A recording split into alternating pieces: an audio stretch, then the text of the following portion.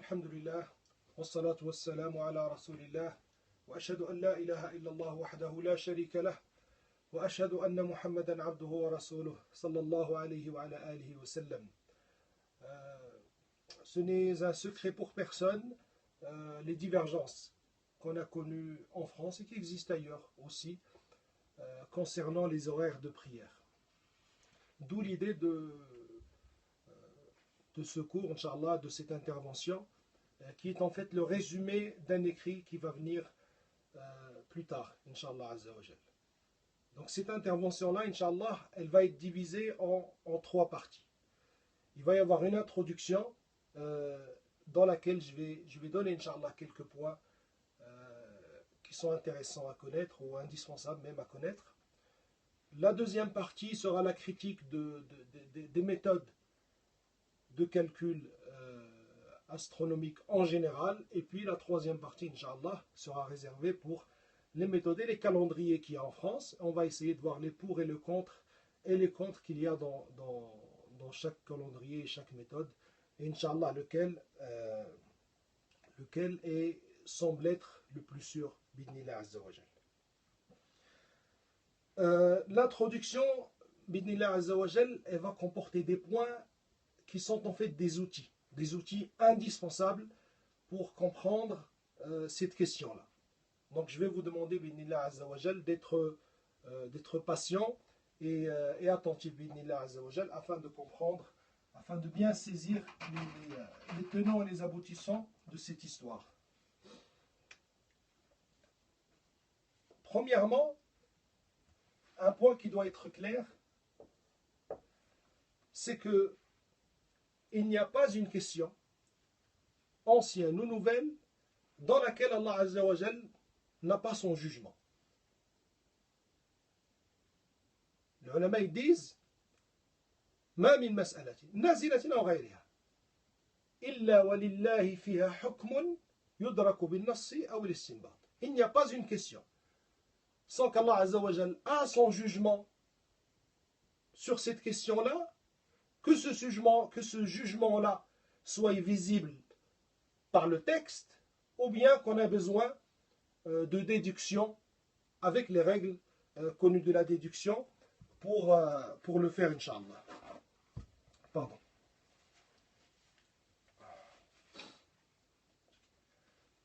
Pourquoi ce point-là doit être éclairci?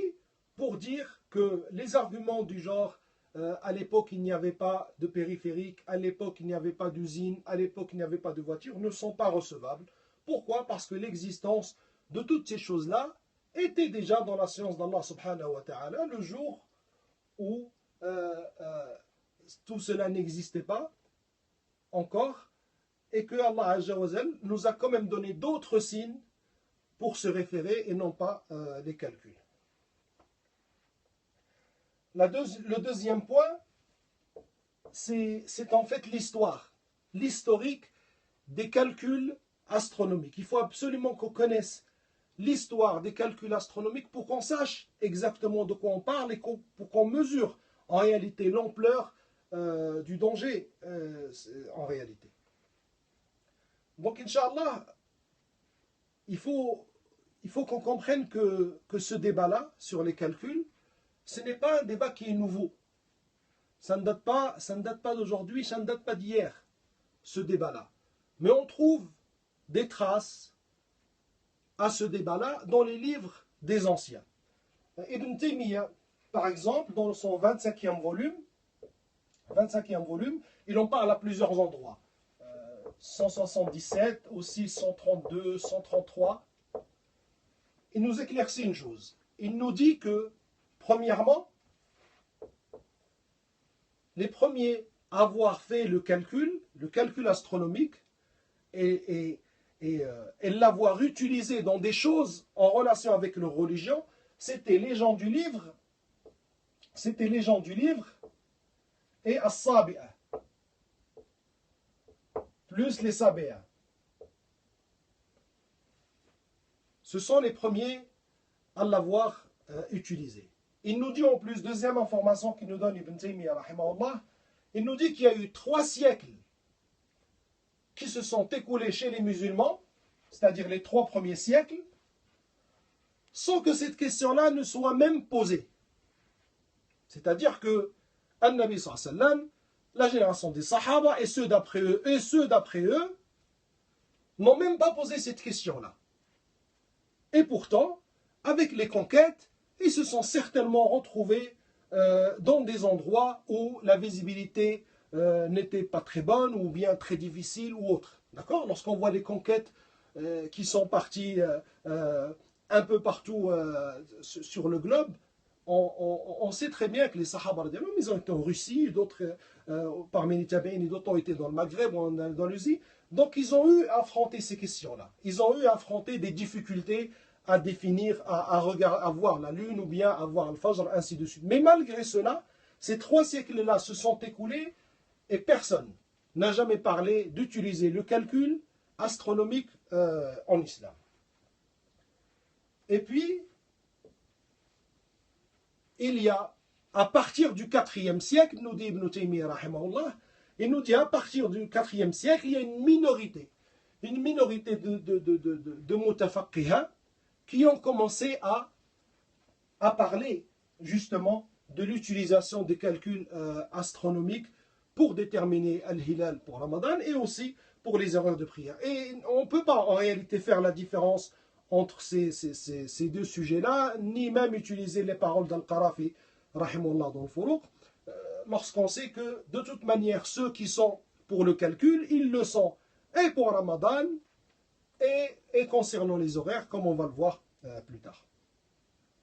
Donc on a dit le 4e siècle, il y a des gens qui commencent à parler de ça. Ces gens-là avaient une spécificité, c'était les gens qu'on pourrait aujourd'hui qualifier de réformistes, d'accord? Ceux qui vont, par exemple, aujourd'hui nous dire qu'il faut réformer telle et telle règle, il faut revoir tel et tel jugement. La preuve, c'est qu'Ibn Taymiyyah, rahimahullah, il leur a beaucoup répondu dans Mujma' al-Fath. Même il leur répond aussi dans un livre qui s'appelle Ar-Radd ala al-Manatiqa. Ar-Radd ala al-Manatiqa. Et c'est dans ce livre-là aussi où il parle de calcul, où il réfute bien évidemment toutes ces propositions-là. Vu que cette proposition-là a eu lieu et que des gens ont commencé à parler, cela a engendré bien évidemment une réaction des ulama. La réaction fut claire et limpide, c'est qu'ils ont eu un consensus, ijma', que les calculs astronomiques ne sont pas à prendre en considération. Ijma', le consensus des savants, des 4 écoles, et ceux en dehors des 4 écoles, sur le fait que le calcul astronomique, quelle que soit sa méthode, quels que soient les degrés, quelle que soit l'école qui le propose, n'est pas à prendre en considération. Ce ijma' a été rapporté par Ibn Taymiyyah, Ibn al-Mundhir, Al-Jassas, Ibn Rushd, Al-Baji, Al-Aini, Al-Hattab, Ibn Abidin et d'autres. Et d'autres. Et donc, bien évidemment, on ne peut pas venir balayer d'un revers de main le consensus de la Ummah sous prétexte qu'il y a tel ou tel contemporain ou autre que contemporain qui a émis des doutes ou bien qui a un autre avis. Donc le consensus est sûr et certain. Et puis il y a eu une autre étape. Et là je vais vous demander, Inch'Allah Azzawajal, d'être attentif parce que c'est une question qui est très importante, très subtile, et c'est la base en réalité de cette question. La base de toute cette affaire-là est en vérité la question qu'on va voir. Bidnillahi Azzawajal. Et j'étais très étonné du fait que dans ce que j'ai lu de ce qui a été fait en France, personne n'a cité cette question-là, alors qu'elle est en réalité primordiale, et c'est de cette question-là que dépend beaucoup de choses. Cette question-là, on ne la trouve pas dans les chapitres où normalement on devrait trouver ces questions-là, ni dans le mawaqit, ni dans les horaires de prière, ni dans la vision du Hilal de Ramadan. Mais on la trouve dans les chapitres des témoins. Les chapitres des témoins et des témoignages. Ça a l'air d'être loin, mais vous allez voir que ça va se rapprocher très vite. Dans le chapitre des témoins et des témoignages, il y a un sous-chapitre dans lesquels les savants citent les éléments qui peuvent faire qu'un témoignage ne soit pas accepté. Parmi ces éléments-là, ils disent on peut refuser un témoignage lorsqu'il contredit al-hiss, il contredit quelque chose qui est palpable, qui est vérifiable à l'aide de l'un des 5 sens. Un témoin qui viendrait nous dire que ce tableau il est bleu, ou qui viendrait nous dire qu'il entend l'interlocuteur parler en anglais ou en espagnol, d'accord? Donc là, on a un moyen, par les 5 sens, de vérifier que ce témoin-là, il vient de se tromper. Nos amis du calcul, qu'est-ce qu'ils se sont dit? Ils nous ont dit, vous regardez, vous voyez, celui qui voit le hilal de Ramadan, ou bien le mu'adhin lorsqu'il regarde, il surveille le fajr ou il surveille l'isha ou autre, lui aussi c'est un témoin. Et tout comme on a le droit de refuser, de réfuter le témoignage d'un témoin si jamais il contredit les 5 sens, alors pourquoi ne pas avoir le droit de refuser ce témoignage-là si jamais nous, on vous dit qu'il a contredit nos calculs et qu'il a contredit ce que eux estiment comme étant la réalité. J'espère que c'est saisi. Ils se servent du fait que le témoignage d'un témoin fiable peut être refusé lorsqu'il contredit les 5 sens pour dire donc le témoignage du mu'adhin ou de celui qui voit le hilal ou tout autre témoin peut aussi être refuté. Et donc ils ont dit on va faire un contrôle, on va exercer un contrôle sur les témoignages des mu'adhin et des gens qui surveillent le hilal de Ramadan. On va juste vous dire, en arabe ils disent ça fi nafi la fi l'ithbat. C'est-à-dire on peut vous dire qu'il est impossible que le fajr du lundi 25 novembre soit avant telle heure. On peut vous dire que le hilal de Ramadan de 2017, il est impossible qu'il soit avant tel jour. Par contre, on ne peut pas affirmer et dire il sera le 17, il sera le 18 ou le fajr il sera à 4h ou 4h30. D'accord? Donc ça, c'était la 3e étape. Donc la première étape, il est inconnu, le calcul. On est au courant de son existence, mais la question ne se pose même pas chez les musulmans. Et donc 3 siècles comme cela. La 2e étape, il y a un consensus sur le fait qu'il n'a pas à être pris en considération. La 3e étape, certains fuqaha, une infime minorité dit on le prend. Mais c'est-à-dire on le prend mais juste pour exercer un contrôle. Et la 4e étape, c'est la fawda qu'on vit aujourd'hui. C'est-à-dire on met de côté tout ce qu'Allah Azza wa Jalla nous a mis comme signe, on met de côté tout ce que le prophète sallallahu alayhi wa sallam nous a mis comme signe et règles pour reconnaître les heures de prière, reconnaître les hilal de Ramadan et comment faire si on n'arrive pas à voir ainsi de suite. Tout ça on le met de côté et on va compter uniquement sur le calcul.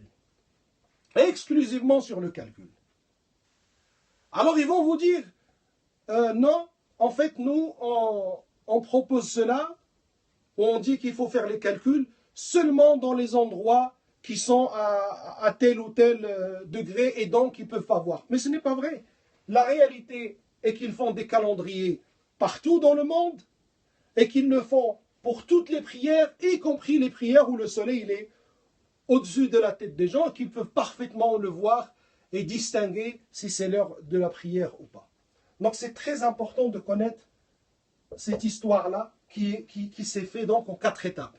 Une étape où c'était que les gens du livre et d'autres qui l'utilisaient et que la question ne se posait même pas. Une 2e étape où une partie a essayé de le proposer mais qui s'est vue réfuté par un consensus et avec des paroles dures. Lorsqu'on lit les paroles d'Ibn Taymiyyah, d'Ibn Hajar et d'autres, on sent qu'ils ont répondu, mais ils ont répondu avec dureté, avec une grande dureté. Et il y a eu le consensus, comme quoi on n'a pas à le prendre en considération. La 3e étape, d'accord, on l'accepte, mais juste pour exercer un contrôle, juste pour dire non, là par contre c'est pas possible, mais c'était quand même une minorité. Et puisqu'on a accepté cette étape, puis la 2e, fatalement, il y avait la 4e, et qui est celle qu'on vit aujourd'hui, avec le résultat que vous connaissez.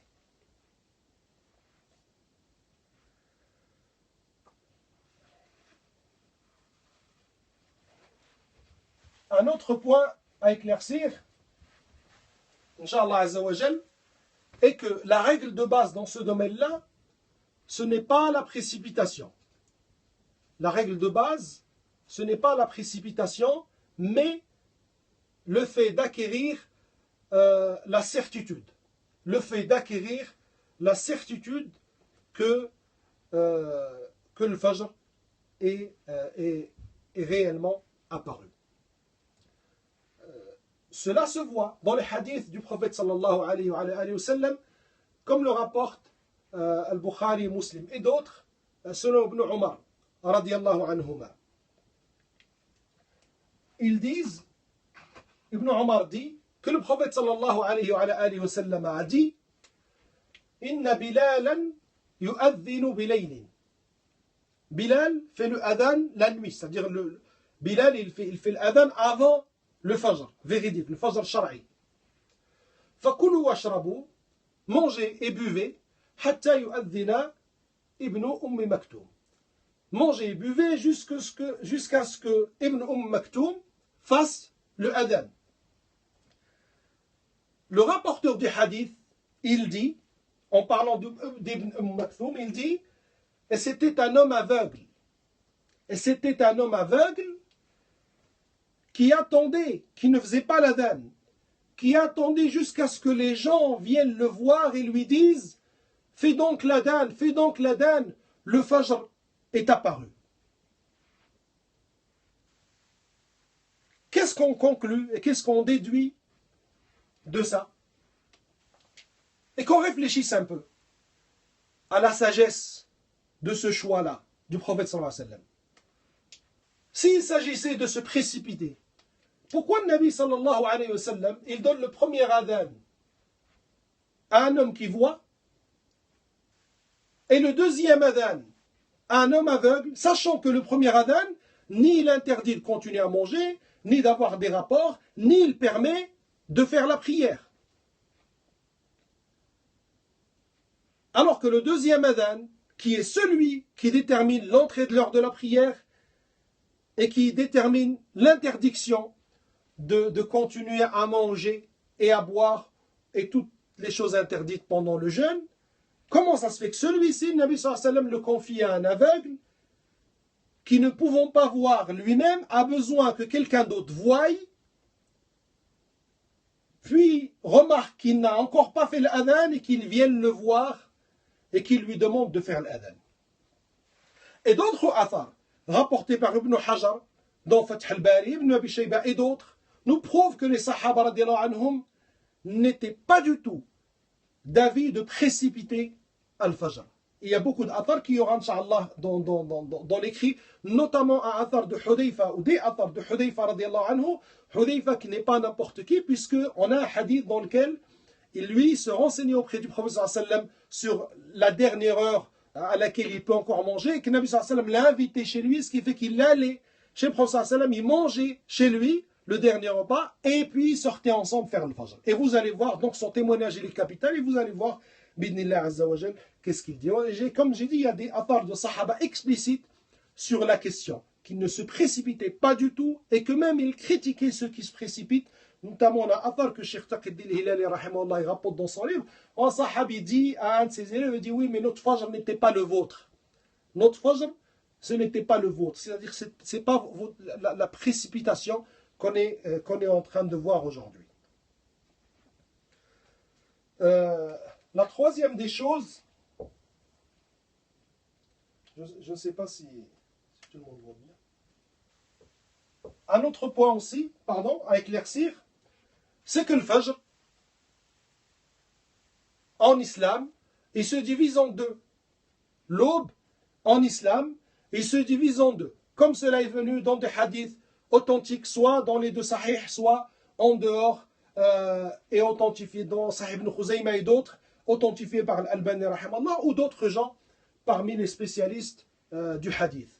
Dans lesquels le Nabi sallallahu alayhi wa sallam, il dit « Innama al-fajru fajran »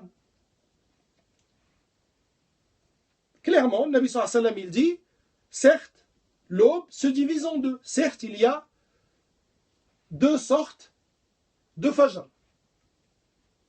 Et puis il a donné les descriptions, il a même nommé l'un et l'autre. Il en a nommé un, as-sadiq, le véridique, celui qui part en largeur, et c'est celui-ci, comme le dit Nabi sallallahu alayhi wa sallam dans le hadith, il dit, c'est celui-ci qui est interdit de manger et de boire et qui permet de faire la salat. Et il y a le kadib, le mensonger. Dans une version, Nabi sallallahu alayhi wa sallam le compare à la queue du loup. À la queue du loup, pourquoi? Parce qu'il monte. Celui-là, il est plus en largeur, celui-là, il part plus en hauteur, plus comme un poteau. Et Nabi sallallahu alayhi wa sallam le compare à la queue du loup. Et il dit clairement, Nabi sallallahu alayhi wa sallam, ne vous laissez pas tromper par celui-ci. D'accord? Je l'ai mis en deux, mais en vérité, j'aurais dû le mettre en un, vu qu'il apparaît avant l'autre.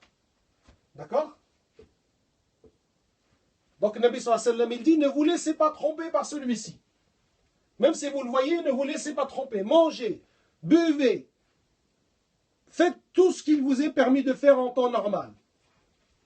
Et vous n'avez pas le droit de prier. Par contre, si vous voyez celui-ci, arrêtez-vous de manger, arrêtez-vous de boire, arrêtez tout ce qui est interdit pendant le jeûne, et à partir de ce moment-là, vous pourrez commencer à faire la salat. C'est très important de retenir ça, et le point qui va venir avec. Je sais que certains points, parmi ceux qu'on voit, ont l'air un peu loin, ont l'air même hors sujet, mais vous allez voir, bidnillah azza wa jal, qu'à la fin, tout ça va se regrouper, que c'est des usul, c'est des règles générales qu'il faut absolument qu'on maîtrise lorsqu'on aborde ce sujet-là. Il y a une question, al-haqiqa al-shar'iyya, c'est-à-dire que lorsque l'islam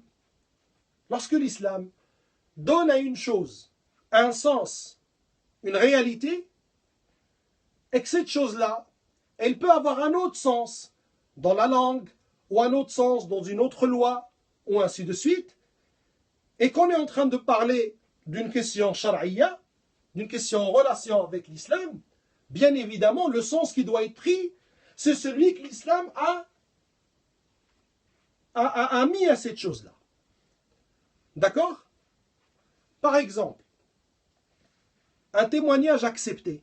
Un témoignage accepté, c'est un témoignage ramené par un témoin fiable qui a assisté à telle ou telle chose. D'accord? À partir du moment où il n'a pas menti, ses propos semblent tenir la route, c'est un témoin connu pour être fiable, alors on va accepter. C'est un témoignage accepté. D'accord? Imaginez que ce même témoin fiable, il vienne témoigner, par exemple, devant un tribunal islamique dans une affaire de... Il dit, j'ai vu tel homme avec telle femme, azakumullah, en train de forniquer. Imaginez. Ce même témoin, il est toujours fiable. Il a dit une chose qu'il a vue. D'accord? Sauf que, à Shar', l'islam a donné, dans ce cas-là, une réalité, un sens au témoignage accepté. Et il a dit, un témoignage accepté, c'est celui de 4 témoins, pas un. D'accord? Alors son témoignage à lui, à cette personne-là, dans une autre réalité, ou dans un autre domaine, il peut être pris. Mais puisque Shara' a donné au témoignage dans cette question-là un sens et une réalité qui doivent être vues par 4 personnes et les autres conditions, donc c'est cette définition-là qui est prise. Et celle-ci, on ne la regarde plus. Masjid, un endroit ou musalla, n'importe quel endroit où tu pries. Dans la langue arabe, ça peut se dire. Un endroit qui est ça peut se dire masjid. Mais dans le Shara' lui a donné une définition précise à la mosquée et des règles précises. Quelqu'un ne peut pas venir nous dire j'ai le droit de faire telle ou telle chose chez moi sous prétexte que je me suis prosterné à cet endroit-là. On va lui dire non. Shara' maintenant a donné une réalité au mot masjid. Et il a donné une réalité au mot mariage. Et il a donné une réalité au mot vente et achat et ainsi de suite. Et lorsqu'on parle de din, c'est cette réalité-là que Shara a donnée qui doit être pris en compte, et non pas les autres réalités.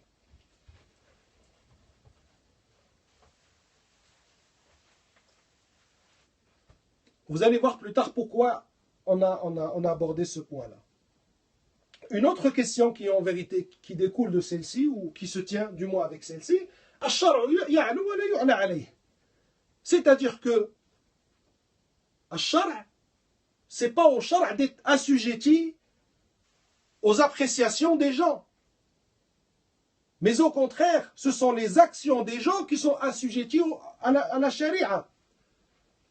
Pour encore donner un exemple, la charia, elle a donné le mariage en islam, elle a dit voilà, le mariage en islam c'est ça et ça et ça. D'accord? Ce n'est pas au mariage en islam, si quelqu'un vient et nous dit non, moi je ne suis pas d'accord avec ça, je ne suis pas d'accord avec cette condition, je ne suis pas d'accord avec son pilier. Qu'est-ce qu'elle vaut sa parole? Rien. Par contre, l'islam, non seulement il a désigné c'est quoi un mariage shara'i, mais il a décidé dans les autres mariages qui ne sont pas shara'i, lesquels j'accepte et lesquels j'accepte pas. Par exemple, les mariages, les mariages de kuffar généralement sont acceptés à l'unanimité des savants. D'accord? Si deux personnes qui ne sont pas musulmanes sont mariées, ont des enfants et qu'ils décident de rentrer en islam, il y a l'unanimité qu'on ne va pas dire non, refais un aqd parce que tu n'avais pas fait un aqd shara'i. D'accord? Donc l'islam, c'est l'islam qui a décidé que tel cas je prends et tel cas je ne prends pas. Et ce n'est pas l'inverse. On ne met pas les règles de notre religion à l'épreuve de ce que pense tel ou des recherches de tel. Mais bien au contraire. Les recherches de tel et ce que pense tel vont être liées à la lumière du shara'. S'ils sont en concordance avec le shara', on va les accepter. S'ils ne sont pas en concordance, elles vont être abandonnées. Ça aussi, c'est un point qui a l'air d'être loin, mais vous allez voir quand on va y venir qu'il est très proche de nous. Encore un point, malheureusement, qu'on doit rappeler, c'est que les avis des commissions, d'accord? Les commissions, les conglomérats, les comités, et ainsi de suite, ce n'est pas un avis qu'on doit suivre obligatoirement. Ce n'est pas du Coran, ce n'est pas une sunna, ce n'est pas un ijma', ce n'est même pas un qawl jumhur, ou pire, au meilleur des cas, ça va être un qawl jumhur. Au meilleur des cas, ça va être un avis majoritaire, mais nous n'avons pas l'obligation de le suivre. Les musulmans doivent suivre le Coran, le sunna, doivent suivre l'ijma'. Voilà les dalils, les preuves sur lesquelles il y a un accord, avec la divergence connue sur l'analogie, sur le qiyas. Mais en dehors de ça, un groupe de savants se sont réunis, un comité s'est réuni, une commission s'est réunie et a dit, c'est un avis à prendre en considération, bien évidemment, ce sont des savants. Mais on n'a pas le droit de dire aux gens, puisque la commission a dit, donc c'est, et vous êtes dans l'obligation de faire. Et ceux qui agitent cet argument-là, parce que vous allez voir que dans certaines méthodes de calcul, ils n'ont aucun argument, si ce n'est ce genre d'argument. On leur dit, si les paroles des savants sont si importantes pour vous que ça, si vous éprouvez une gêne d'aller à l'encontre de l'avis d'une commission qui s'est déroulée en 1980 ou 90 ou 2000, si vous étiez véridique et sincère dans ce sentiment-là, vous aurez eu de la gêne à aller à l'encontre du consensus des sahaba et du consensus de leurs élèves et du consensus des 4 imams et du consensus de toute la communauté. Pourquoi cette gêne, vous ne l'éprouvez pas ici?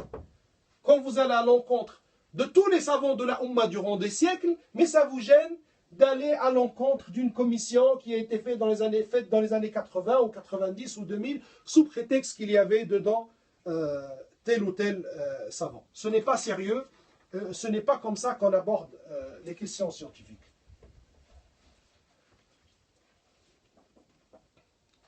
Là, on va rentrer dans le vif du sujet. C'est quoi un degré? Je me suis rendu compte, et ça fait plus d'1 an que je cherche et je discute avec beaucoup de gens dans cette question-là. Et je me suis rendu compte d'une chose. Beaucoup de ceux qui parlent dans cette question-là, le 12 et le 18 et le 14, ils ne savent même pas ce que c'est. Ils ne savent même pas ça correspond à quoi. Je vais essayer je ne suis pas très bon en dessin, mais je vais essayer, Inch'Allah. D'accord? Donc ici, on a la Terre, et j'ai essayé de dessiner l'horizon. Vu d'ici. C'est-à-dire, vous imaginez qu'il y a une personne qui est ici. D'accord? Cette personne-là, quand il est ici,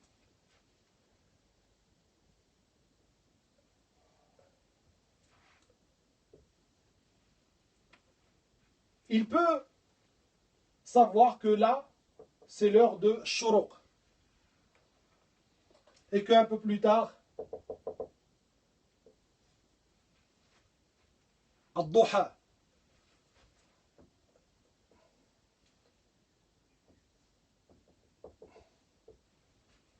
Et que un peu plus tard, ad-dhuhr. Et qu'un peu plus tard, il y a l'asr. Et qu'un peu plus tard, il y a le maghrib. D'accord? C'est facile à distinguer.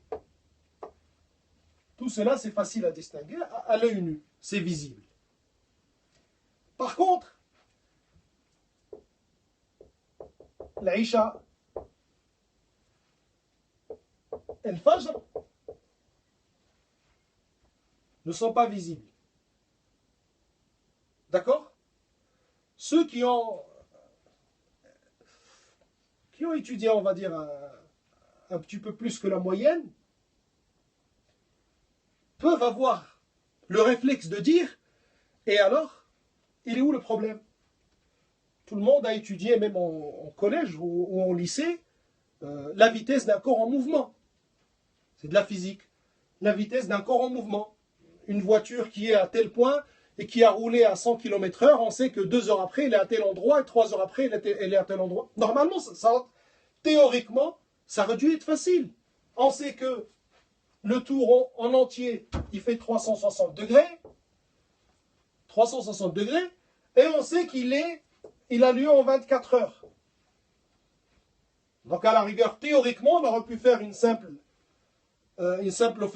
division et dire voilà, entre chaque degré, il y a combien de telles minutes, et puisque Al-Dhuhr, on a bien vu qu'il est là, donc à telle heure il est là, et à telle heure il est là, et à telle heure il est là, comme une horloge, et puis on déterminera l'Aïcha. Sauf que là, c'est beaucoup plus difficile que ça. Et c'est l'un des défauts, d'ailleurs, et des dangers des calculs astronomiques, c'est que vous allez voir qu'on est en train de calculer une chose qui est très dure à calculer parce que elle est sensible à énormément de choses. Qu'est-ce qu'on est en train de calculer? Notre ami qui est ici, lorsqu'il aperçoit la première lumière, la première lueur qu'il commence à voir, d'accord? Il commence à voir ici une lueur. Donc nous, qu'est-ce qu'on dit? On a envie de calculer, ou plutôt nos amis du calcul, ils disent, pour nous, puisqu'il a vu cette première lueur à 3 heures ou à 4 heures, donc le soleil est à tel endroit. Parce que là, on n'est pas en train de calculer le soleil, on est en train de voir les lumières, ou plutôt les reflets de ces lumières. Vous voyez, le soleil, il est encore au-dessous de l'horizon, mais ces lumières, elles commencent à être vues. Donc quand notre ami ici, il le voit, il commence à voir, alors il y a des théories. Tout simplement.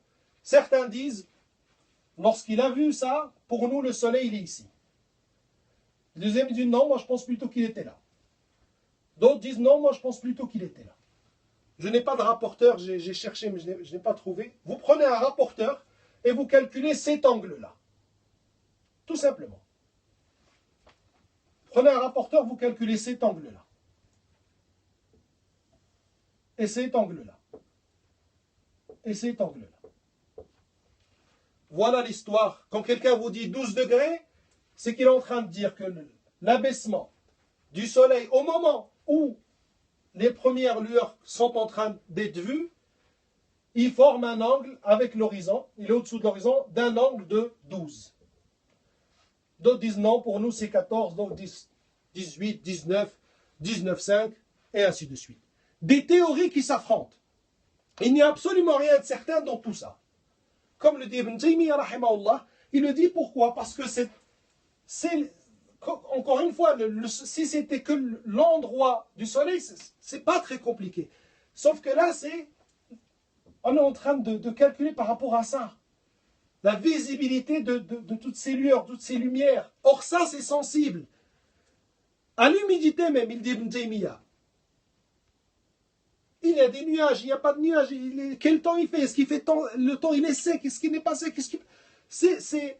C'est sensible à tellement de facteurs que s'aventurer à dire et à prétendre que c'est précis, c'est vraiment se risquer et risquer pour la religion d'autrui. C'est pour ça qu'Ibn Taymiyyah, rahimahullah, encore une fois, il a beaucoup réfuté ça, Ibn Taymiyyah. Il dit wa khata'uhu kathir. Malgré leurs prétentions qui sont précises et ainsi de suite, les erreurs dedans, lorsqu'elles sont soumises à la vérification du shara', elles sont nombreuses. Et jusqu'à aujourd'hui, on le remarque, on le verra dans ce qui va venir plus tard, qu'elles sont très nombreuses. D'accord? Voilà tout simplement cette question d'angle. Quand on parle d'angle, c'est cet angle-là. Le soleil, puisqu'il est au-dessous de l'horizon, quel angle il forme justement si on fait un trait comme ça pour calculer cet angle-là au moment où la lueur, ou les lumières, les premières lumières commencent à être visibles.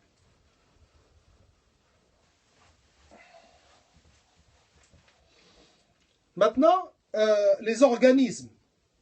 Quels sont les organismes principaux? On a l'autorité de l'enquête. L'autorité de l'enquête en Égypte.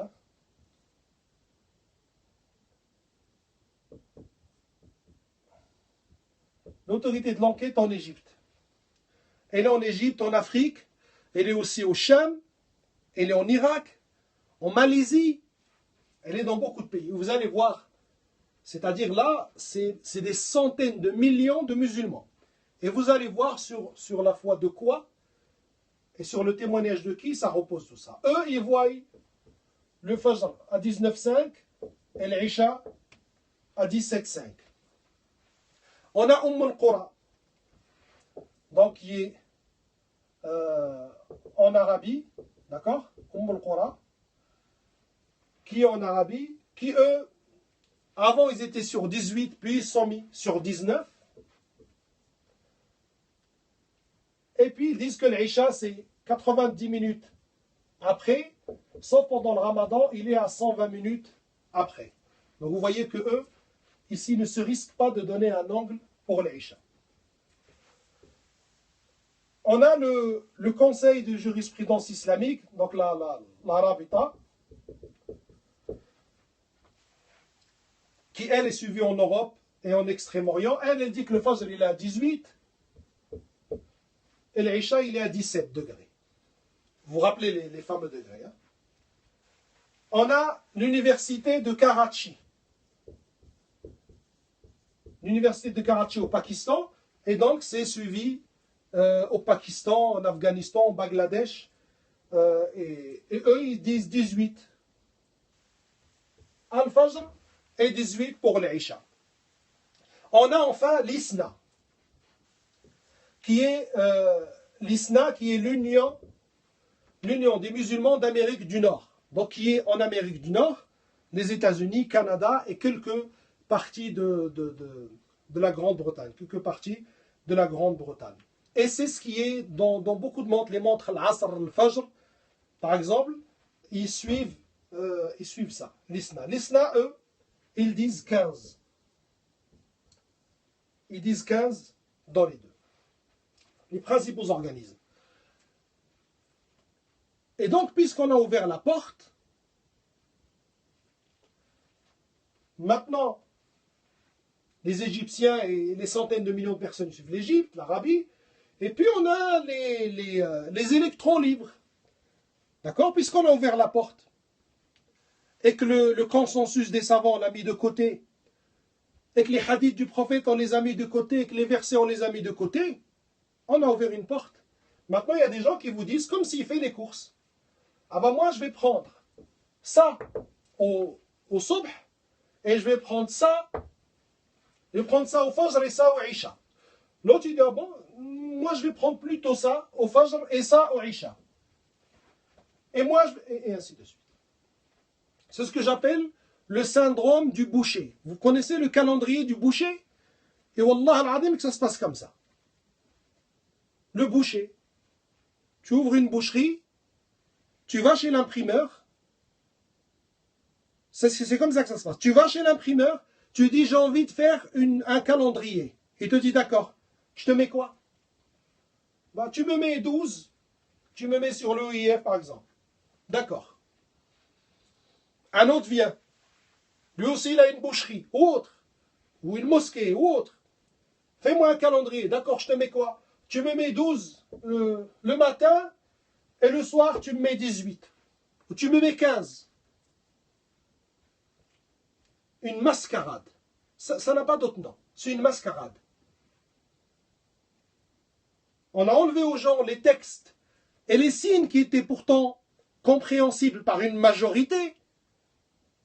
Et on les a mis dans quelque chose qui en vérité ne peut être calculé que par des gens très avancés dans cette science-là et spécialisés, tout en leur faisant croire que c'est facile, que c'est juste un clic. Tu cliques 12, et après tu cliques 18, tu cliques 15, tu cliques 14, 6, tu cliques 19, et c'est bon, c'est réglé. Non! C'est une mascarade, tout simplement, dans tous les sens du terme.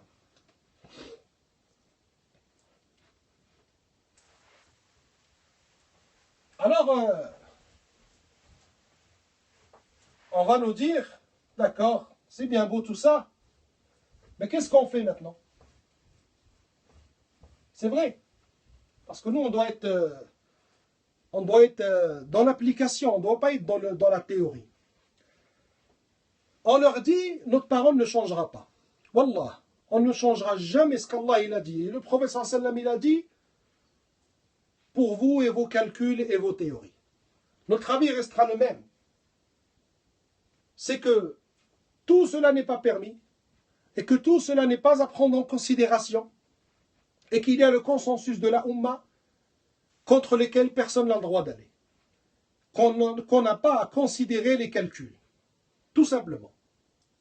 Maintenant, nous sommes des gens du réel, et on sait qu'il y a des difficultés. Qu'est-ce qu'on va dire aux gens maintenant?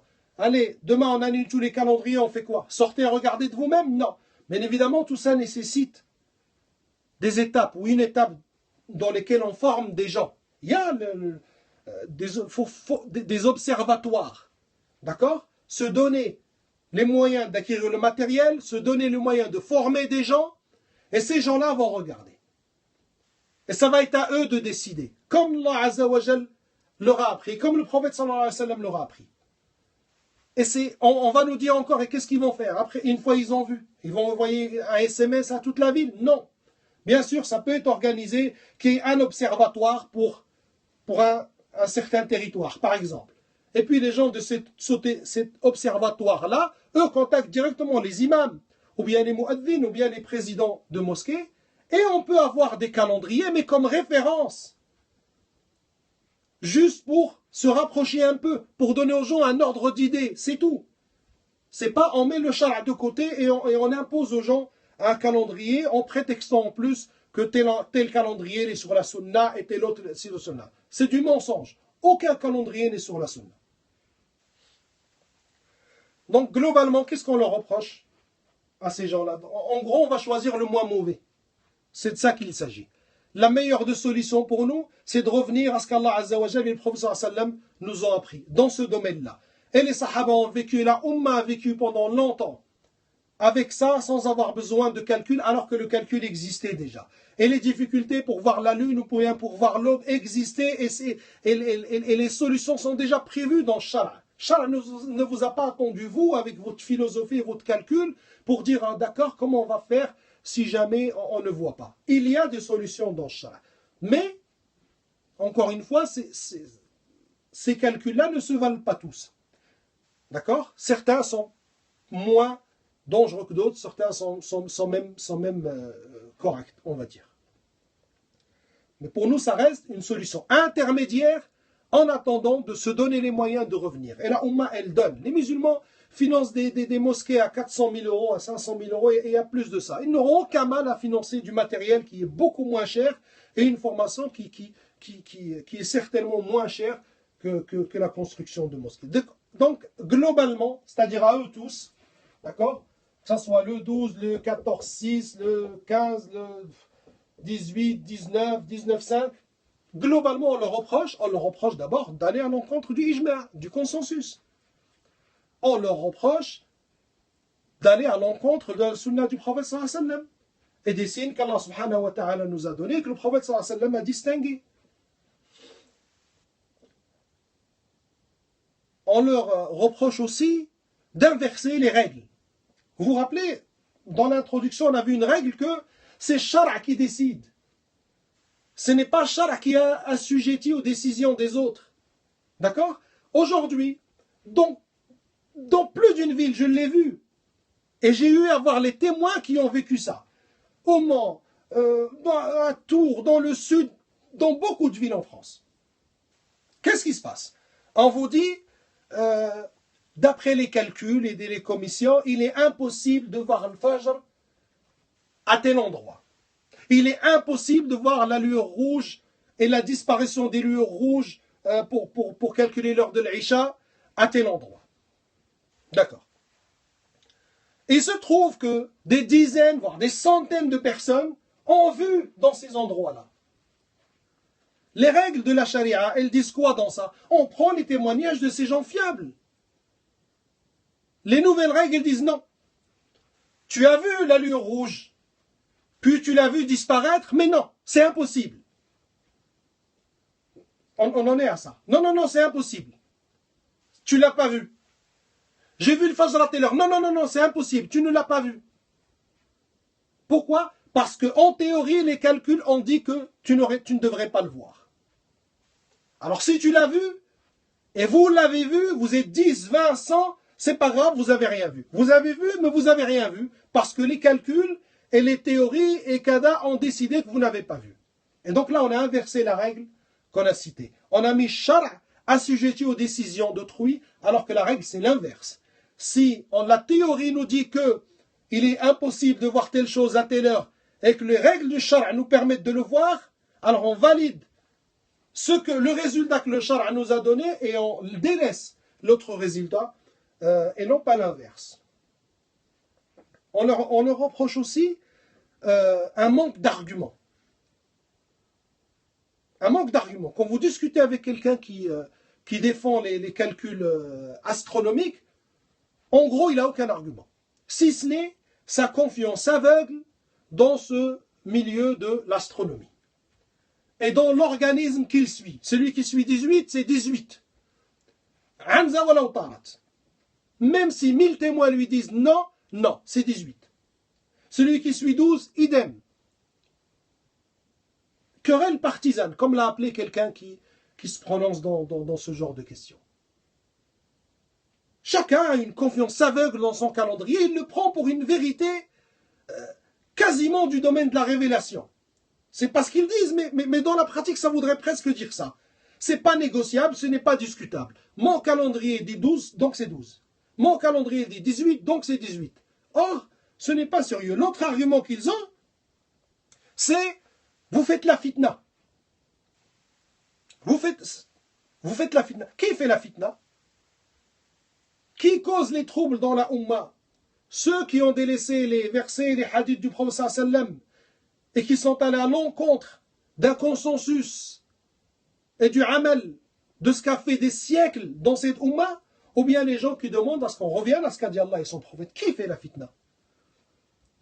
Comment est-ce que la fitna peut être dans le fait de choisir d'obéir aux ordres d'Allah et son prophète et de revenir aux signes que nous a donné Allah et son prophète? Encore une fois, je sais qu'il y en a qui disent oui, mais arrête de faire de la démagogie à Abdelhaï. On parle de régions où on ne peut pas voir. Ce n'est pas vrai. Je vous le redis encore, ce n'est pas vrai. Je ne dis pas qu'on peut voir partout. Mais même là, on peut voir. Il y a d'autres méthodes charia pour en sortir de ce problème-là. Il n'y a pas que le calcul. Mais dans beaucoup de régions où vous affirmez que la lueur rouge ne peut pas être visible, elle est visible. Et dans beaucoup de régions où vous avez affirmé que l'aube ne peut pas être vu, il a été vu. Et par beaucoup de gens. Et si vous étiez véridique, pourquoi alors dans vos calendriers, il y a des horaires même pour Dhuhr et l'Asr, alors que le soleil est bien visible? Pourquoi dans vos calendriers, il n'y a aucune distinction en vérité entre telle ville qui se trouve au nord ou au sud, il n'y a rien. Chaque ville, elle a son calendrier, elle a ses calculs. Alors que si c'était juste un problème de vision à certaines heures, à certains endroits, il y aurait juste eu des calendriers pour certaines heures et certains endroits, ce qui n'est pas le cas. La généralisation des calendriers s'appuyant sur les calculs prouve en vérité que cet argument est fallacieux. Maintenant, on va critiquer ce qu'on a en France. D'accord? Et je n'ai pas envie d'en faire une polémique. Et wallahi que Institut Sunna, par exemple, me semble bien sûr préférable à l'UOIF et au CFCM et beaucoup de ceux qui sont sur la place et des organismes qui s'occupent de ça. Il faut qu'on soit clair sur ça. Ce n'est pas une querelle partisane. Ce n'est pas parce que Foulan il a dit je vais aller contre lui ou bien non. C'est vraiment chacun de ces calendriers, chacune de ces méthodes doit être mis sous la lumière de la critique scientifique et loin, qu'il soit loin de tout partisanat et de tout sectarisme. Le 12. Je vais plus parler du Fajr parce que le temps ne peut pas laisser parler tout, mais vous comprendrez que ces règles-là, bien évidemment, sont applicables pour le tout. Le 12, qu'est-ce qu'il a pour lui? Qu'est-ce qu'il a pour lui? Il a pour lui le fait que en France, ceux qui utilisent le 12, c'est-à-dire l'UEF, est un organisme officiel. D'accord?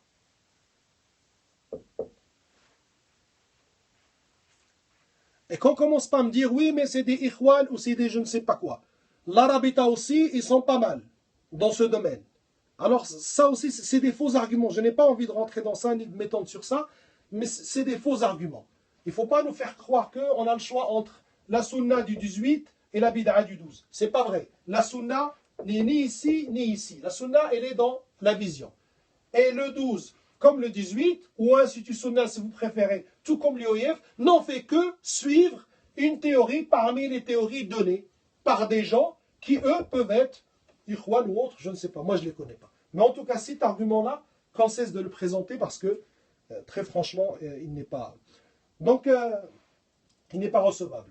Quel est l'avantage qu'il soit un organisme officiel? L'avantage, c'est qu'il y a un hadith de Nabi sallallahu alayhi wa sallam dans lequel il dit l'imam damin, c'est-à-dire que le gouverneur, d'accord, ou en l'occurrence ici, les organismes officiels sont damin, c'est-à-dire c'est eux qui endossent la responsabilité. Nabi sallallahu alayhi wa sallam a fait dua pour les a'imma, pour les mu'addinin, et il a dit que l'imam damin, c'est-à-dire celui qui doit gérer ceci, s'il y a un mu'addin qui addine avant l'heure ou après l'heure, c'est au gouverneur d'intervenir. Donc c'est lui qui est damin, c'est lui qui endosse la responsabilité. Voilà d'où l'importance et la différence entre suivre un organisme officiel et suivre quelqu'un qui ne représente pas un organisme officiel. D'accord? Donc, l'avantage qu'il a celui-là, c'est ça. C'est qu'il est damin, c'est qu'ils ont endossé la responsabilité. D'accord? Alors que celui qui suit X ou Y, lui-même endosse sa propre responsabilité.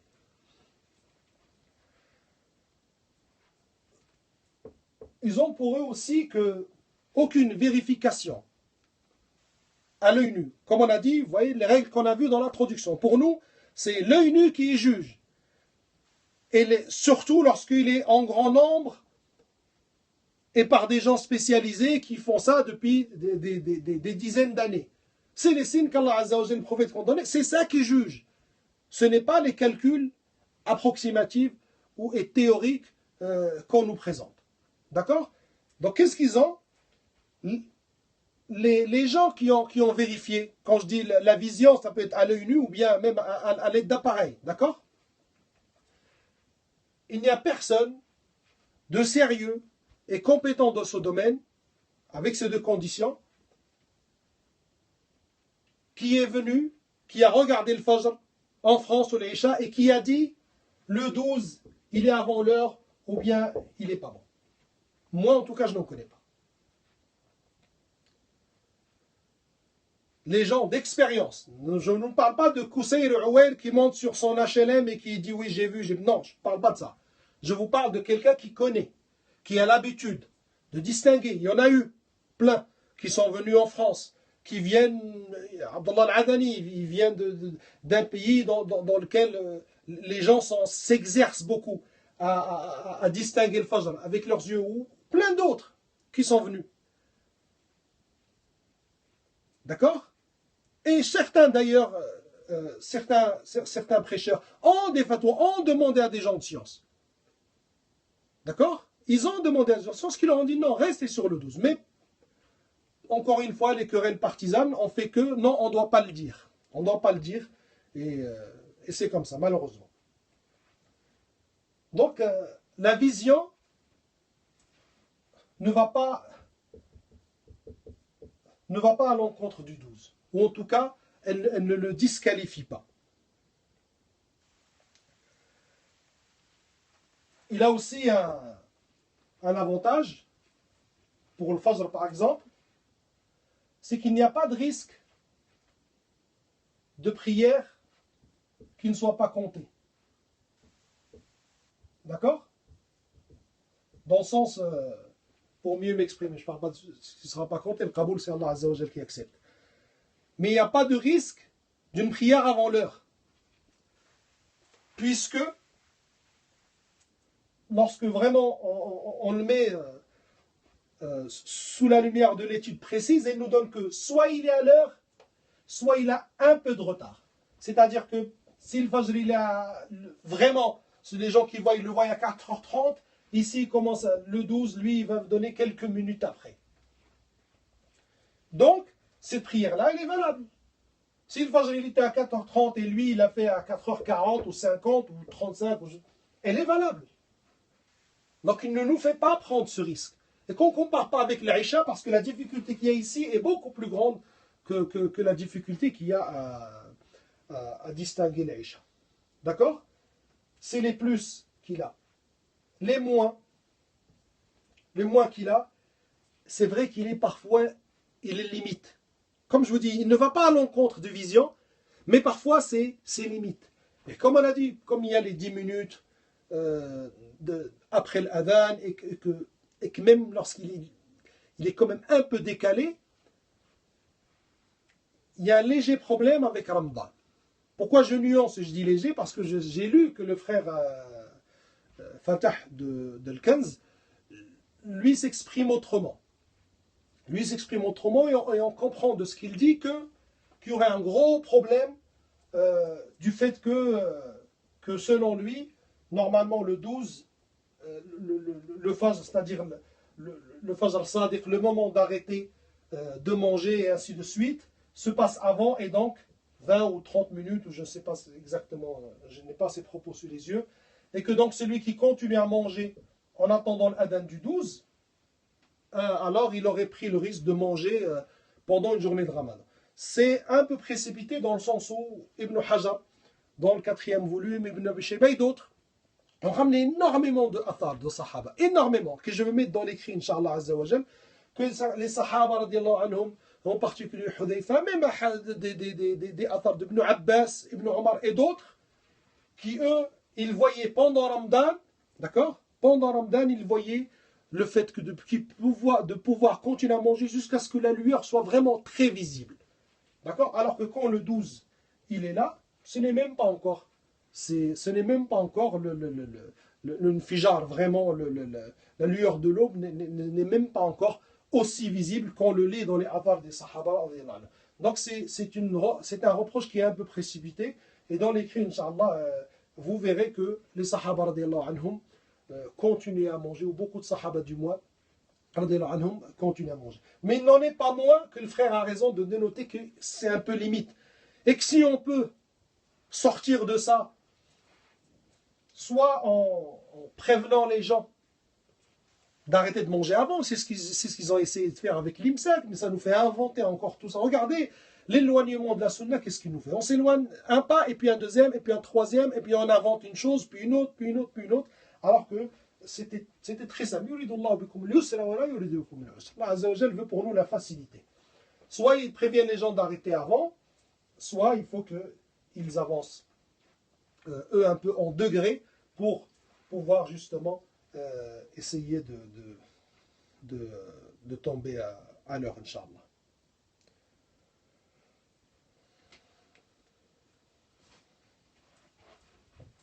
Ça, c'est le 12. Donc, en conclusion, le 12, il a plus de points positifs que de négatifs.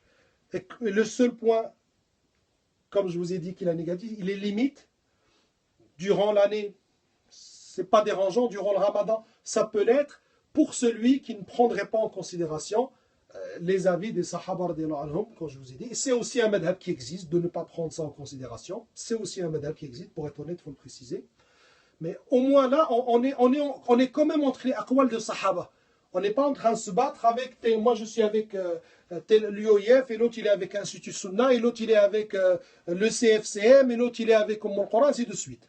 Je préfère un débat, je suis avec Abdullah ibn Omar ou Ibn Abbas, ou bien je suis avec Abu Bakr et Uthman, dans une question. Je préfère avoir le choix entre des avis des Sahaba que d'être en train de se renvoyer, d'argumenter à coup de tel comité il a dit, et tel autre comité il a répondu, et tel institut il a dit. Non, ça ce n'est pas sérieux, et ce n'est pas comme ça qu'on aborde les questions.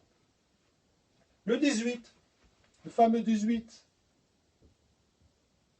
hein, dans les défenseurs en vérité, et ce n'est pas Institut Sunna, je le dis, je ne réfute pas, ce n'est pas eux que je vise, d'accord? J'ai fait un exposé pour parler en général. Il se trouve que le 18 il est problématique, à plus d'un titre, d'accord? Parmi les problèmes, la manière dont les adeptes ou ceux qui suivent ou ceux qui ont choisi sans comprendre, moi je le sais, j'ai discuté avec plus d'un, parmi eux ils ne comprennent absolument rien à ça. Mais la manière dont ils ont essayé de le diffuser, de l'imposer, n'était pas bonne. N'était pas bonne. C'était vraiment de l'anarchie. C'était vraiment créer la fitna.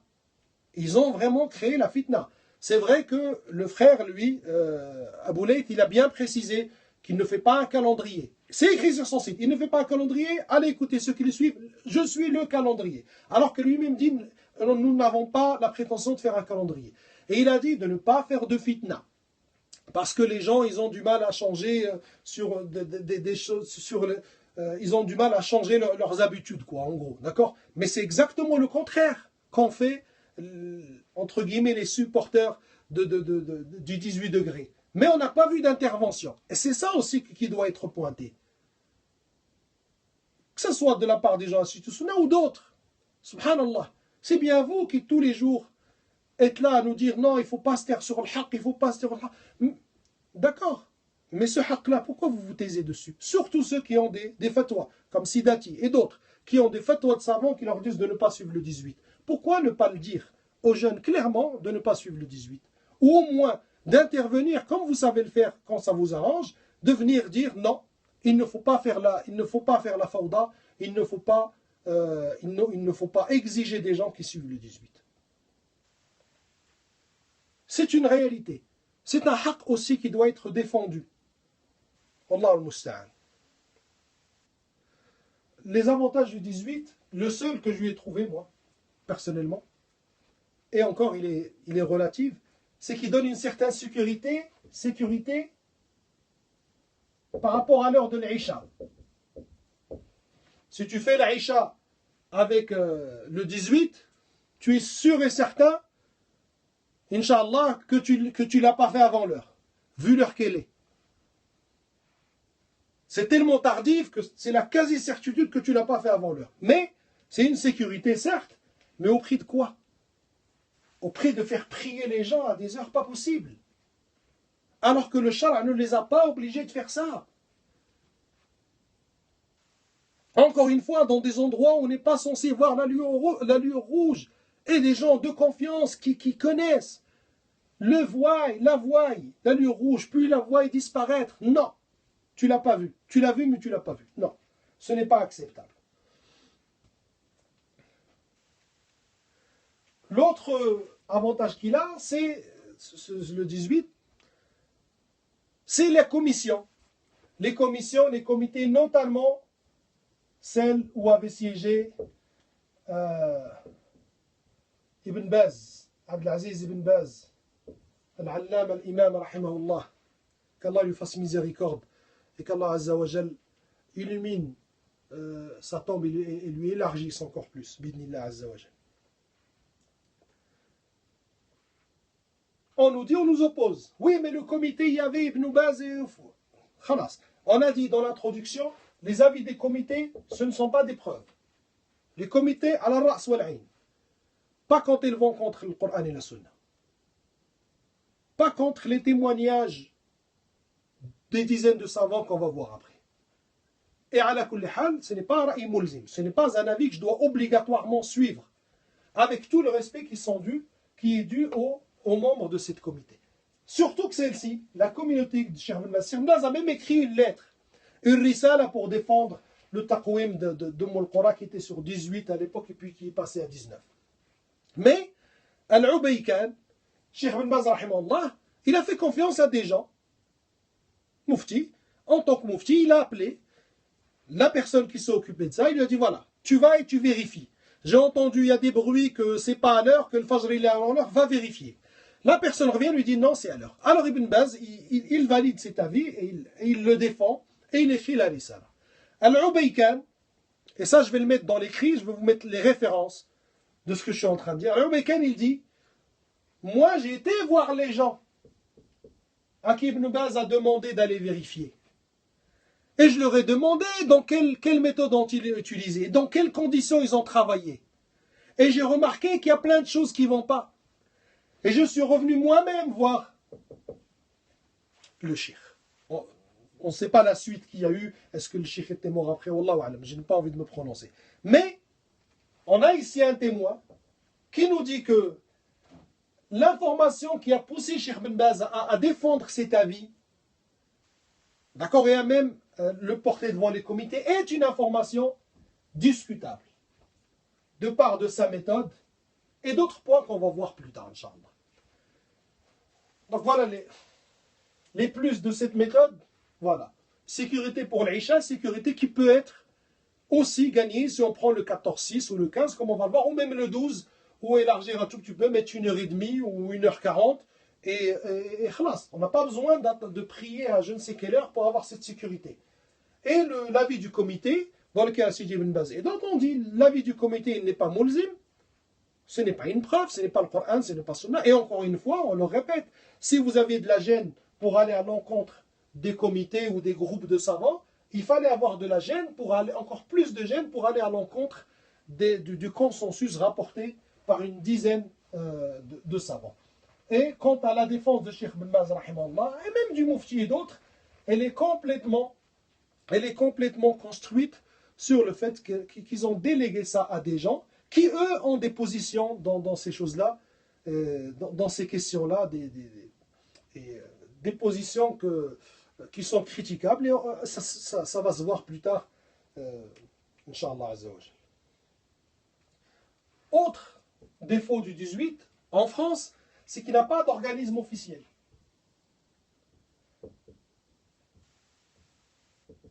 Je parle maintenant. Il ne faut pas commencer à nous dire, oui, en 1900 et en 2000, il y a Kada. Ça nous regarde. On parle de maintenant. Pas d'organisme officiel. C'est-à-dire, encore une fois, ce n'est pas pour les beaux yeux de l'organisme. Ce n'est pas parce qu'il s'appelle... Non. Le hadith qu'on a eu, Damin, lui, il endosse la responsabilité. Il m'a dit 12, je vais prier avec 12. Il s'est trompé, il endosse la responsabilité. Pourquoi? Il fait figure d'organisme officiel. Il joue le rôle du gouverneur. Ici, quelqu'un qui te dit, moi, j'ai pas fait de calendrier, j'ai pas la prétention de faire. J'ai donné un avis. Il a donné un avis, tu as délaissé l'organisme et tu le suis, il n'est pas responsable. Il ne porte pas de responsabilité. Bénass al-hadith. il ne porte pas de... C'est toi qui la porte la responsabilité. Et encore une fois, voilà la fauda qu'il y a. On va prendre le 18 le matin et le, je ne sais pas quoi, le soir, et chacun, il est en train de... Comme des Legos, en fait, je peux la faire comme ça, mais si un jour j'ai envie, je change, et ainsi de suite. Et il s'agit de prière, subhanallah. C'est pas un jeu. Qu'est-ce qu'on a encore contre le 18, le 19, le 19-5? On a contre eux leur histoire. Oui, leur histoire. Parce que tout cela ont fait leur apparition presque un siècle. Ça fait un siècle que ces théories-là ont apparu. Un siècle. D'accord? Un siècle qui sont mises en pratique. Elles l'ont fait dans des endroits souvent sous occupation anglaise.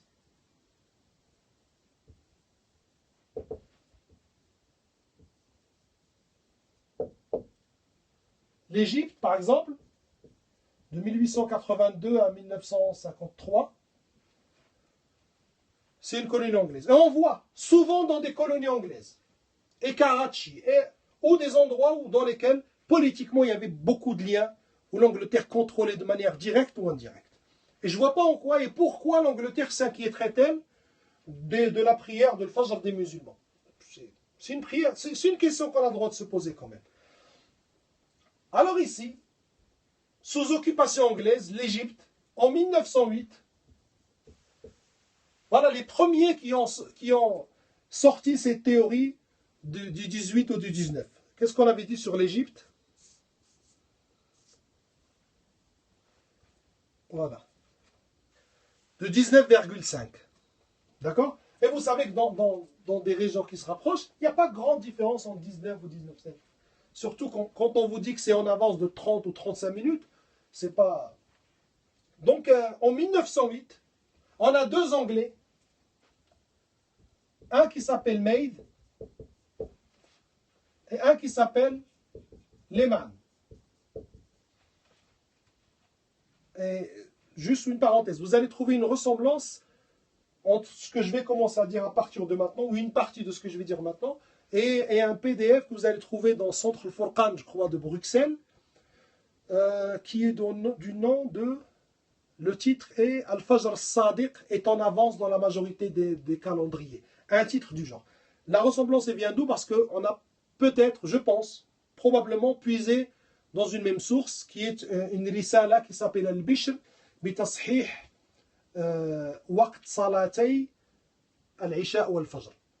Quelque chose comme ça, dans lequel lui-même n'a fait qu'un jam' en vérité, de résultats de commission et de paroles de savants et ainsi de suite, mais ça a fait un bon jam'. Inch'Allah, je vous mettrai le lien dans l'écrit que je vais faire, je vous écrirai le titre exact.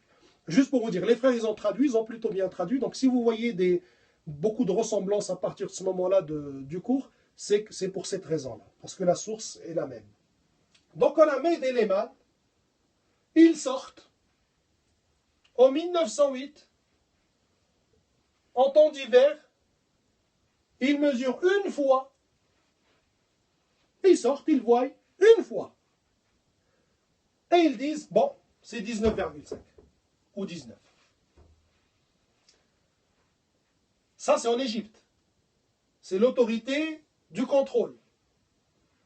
Et depuis cette date-là, et les témoignages de ces deux-là, des centaines de millions de musulmans pris là, sur le 19 ou 19,5. Sur la foi de quoi? Sur la foi de ce témoignage-là.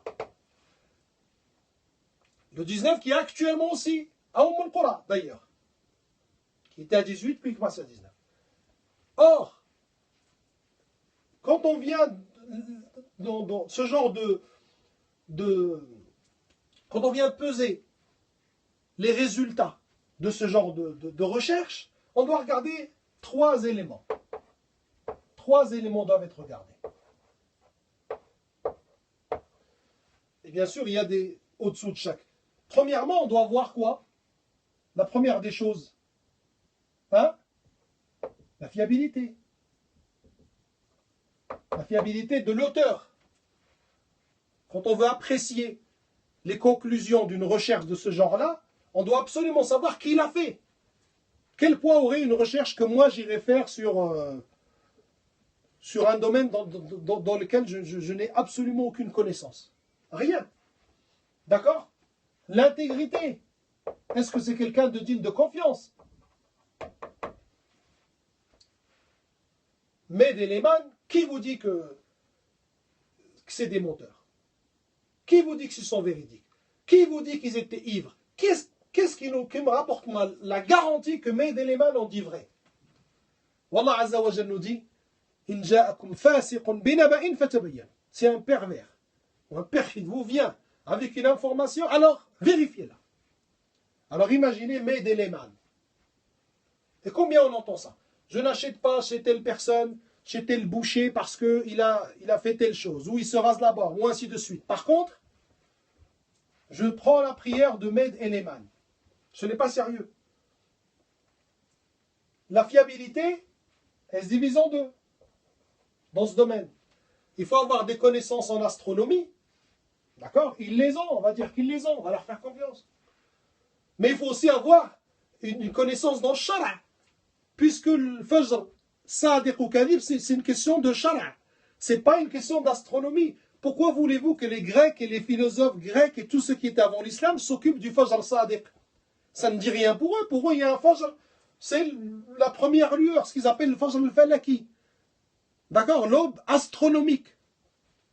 Et eux, ils s'occupent de ça. Pourquoi voulez-vous que quelqu'un d'autre s'occupe de l'heure de Tarawih ou de l'heure de Doha? Ça ne regarde pas, ça n'évoque rien pour lui. Donc ils ont un plus. Allez, on va dire c'est des bons astronomes. Par contre, en Shara, ils ont zéro. Ils connaissent rien du tout. En intégrité, ils ont zéro.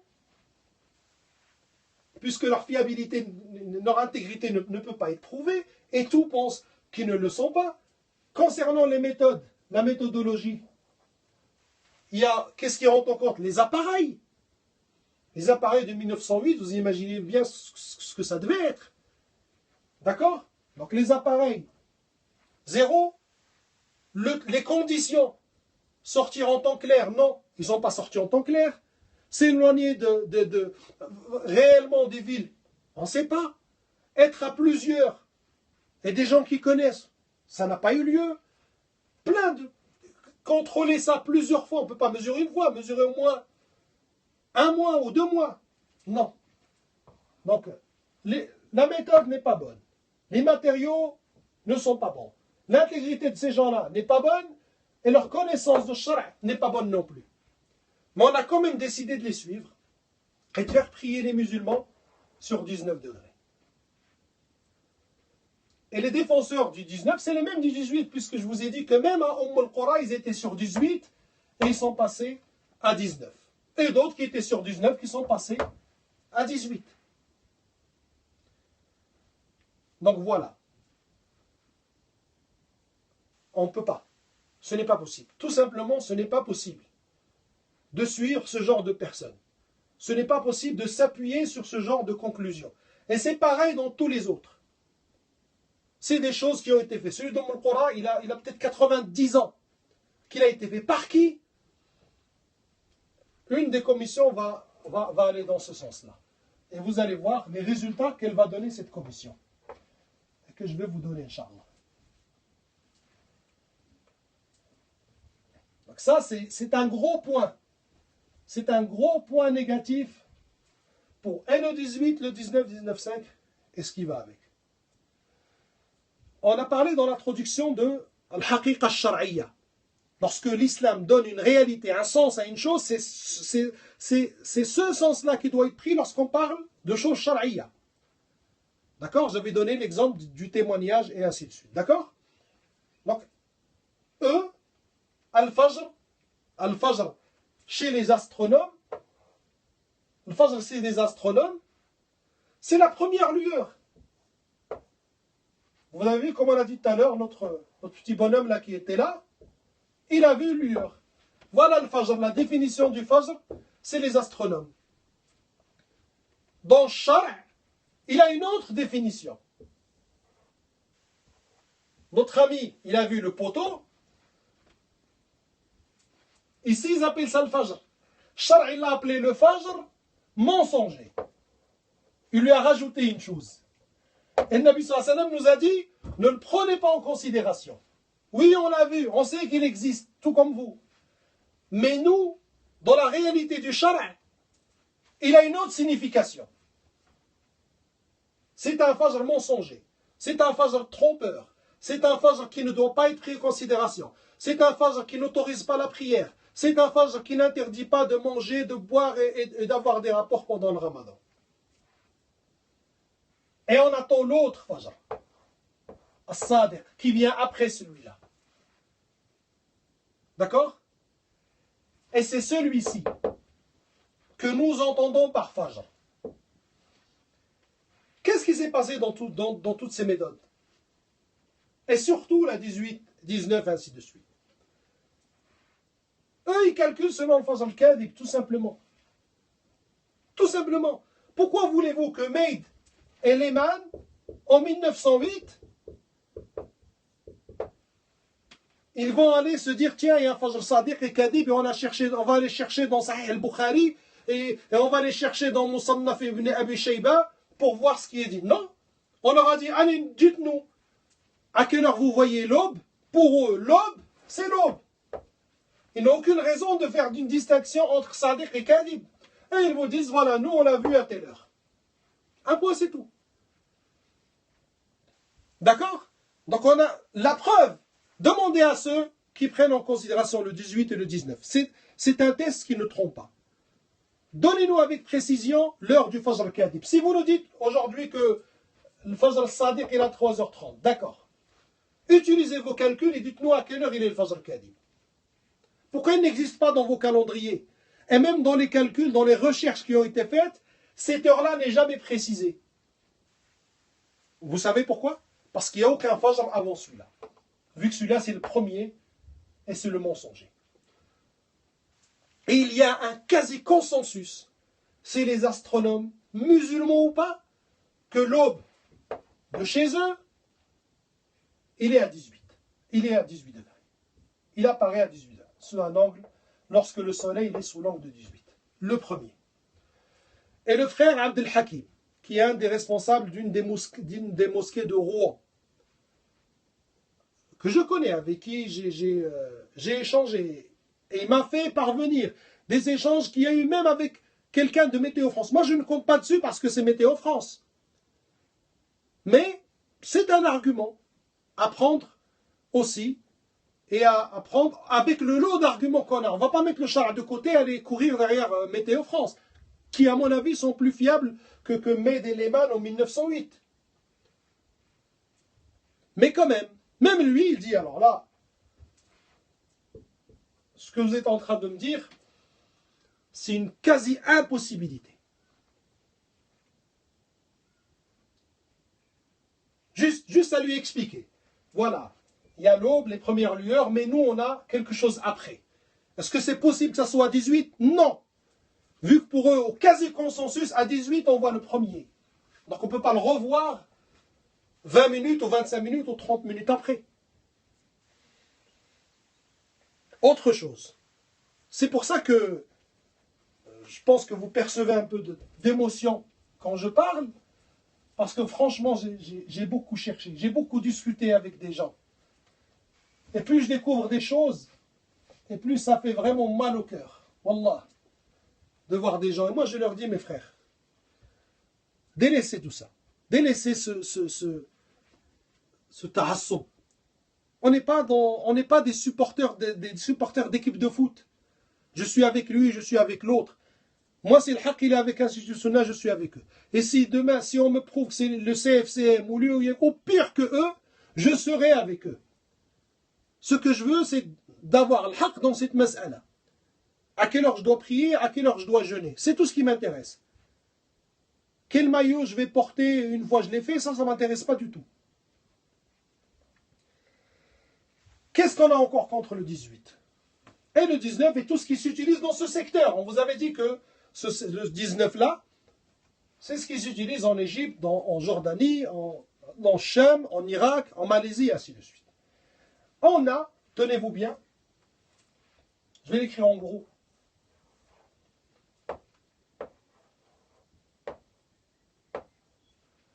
On a le témoignage de plus de 52 savants. Et le comptage, il s'est arrêté depuis des années. Et depuis, la liste s'est allongée.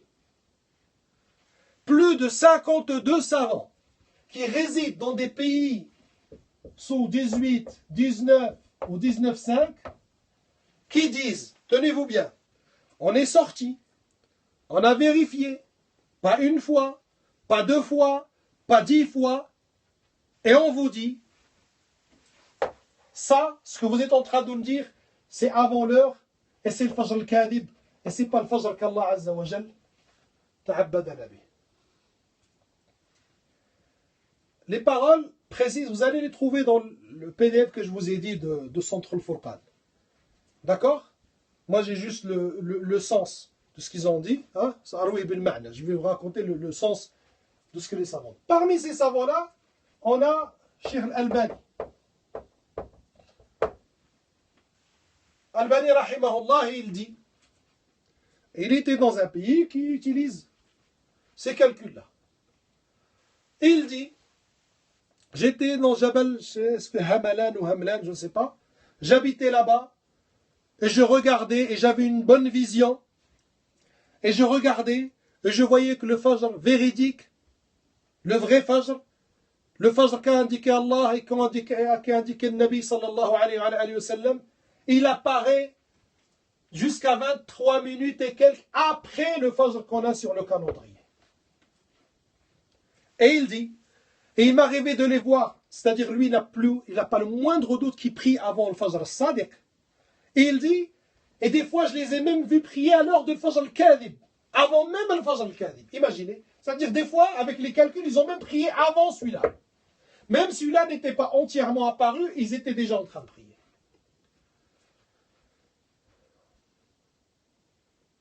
Albani rahimahullah. On a l'ancien mufti d'Arabie, Ibn Brahim. Ibn Brahim al-Sheikh, le cheikh de Sheikh Ben Baz. La même chose. Il sort, il vérifie, il demande à des élèves et des gens de vérifier. Le résultat est sans appel. C'est pas bon. Ibn al-Uthaymin.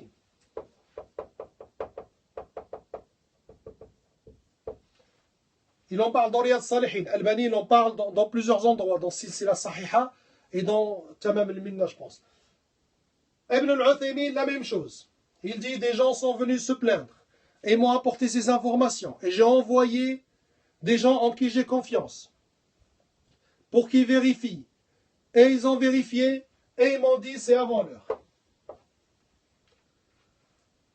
Mohammed Taqi-d-Din al-Hilali. Rahimahullah, Rahimahullah al-Jami'. Au Maroc, même chose. Lui, il dit, il-mushahada al-mutakarrira. Il insiste, il dit, je n'ai plus le moindre doute. Ça y est, il a dit, il-mushahada al-mutakarrira allati la tada'u majalan lish-shak. Par la vision répétée et répétitive qui ne laisse pas le moindre doute que c'est avant l'heure. Les élèves de Cheikh Muqbil en Égypte, Ahmed Abou al-Aynayn et Mustafa al-Adawi et tous les autres. Avant l'heure, Ahmed Abou al-Aynayn et Mustafa al-Adawi rapportent le témoignage de l'ancien mufti d'Égypte. Avant l'heure. Et c'était sa wasiya sur son lit de mort. Sur son lit de mort, il disait revoyez ces calendriers à l'horaire du Fajr. Et la liste se prolonge. Ahmed Abou al-Aynayn l'a fait arriver à 52 savants. Je vous pose une question. Est-ce qu'on a le droit en islam de refuser le témoignage de 52 personnes? La réponse est non. La réponse est non.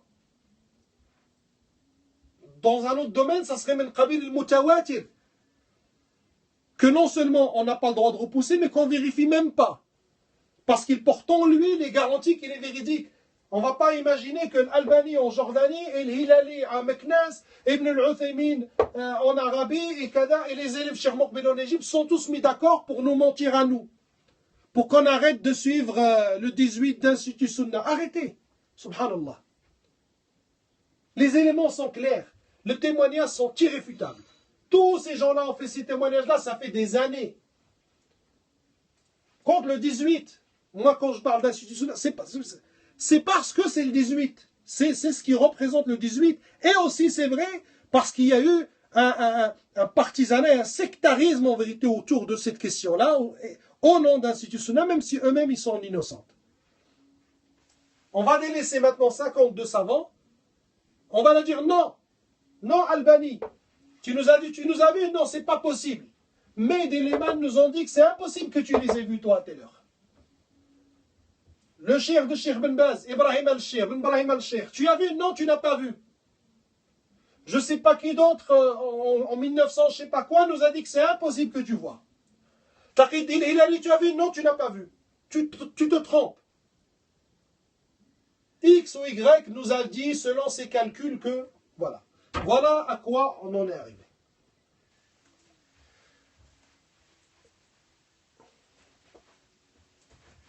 Pire encore. Je sais que vous entendez les arguments, vous devez vous dire non, normalement ça devrait suffire. Et c'est l'effet que j'ai eu, moi, quand je découvert tout ça. Je me dis non, un seul de ces arguments-là aurait dû suffire. Non, il n'a pas suffi, et puis on trouve encore un autre encore pire. Comme il y a eu trop de brouhaha, ça commençait à beaucoup parler en Arabie, après la mort de Cheikh Ben Baz, surtout lorsque l'Ubay Khan a éclairci l'état véridique de la commission à laquelle Cheikh Ben Baz avait fait confiance, et dont les méthodes étaient discutables. Une autre commission a eu lieu. Et ça, on essaie souvent de le cacher, mais c'est une réalité. Et dans l'écrit, je vais vous mettre les liens, et vous allez voir les noms de la liste des noms des gens qui ont participé. Et dans quelles conditions ils ont travaillé. Donc cette commission-là, bien évidemment, comme tous ceux qui viennent après, dans ce genre de choses, ils profitent quand même de l'expérience des autres et ils évitent de tomber dans leur piège à eux. D'accord? Donc la critique de ceux qui sont venus avant eux, qui ont fait ça avant eux, leur permet à eux de partir sur des meilleures bases. Alors eux, ils se sont dit, au lieu de Meid et Lehman, on va mettre un grand groupe de personnes.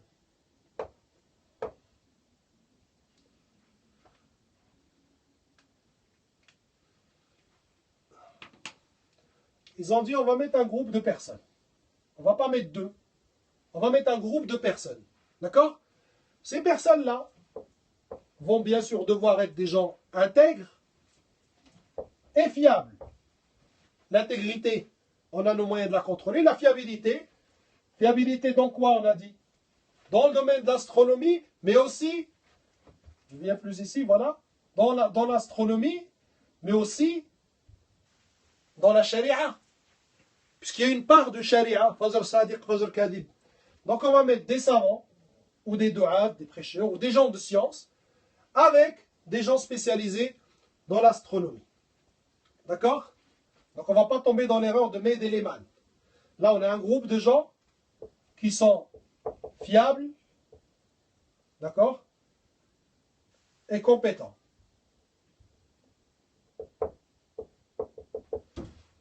D'accord?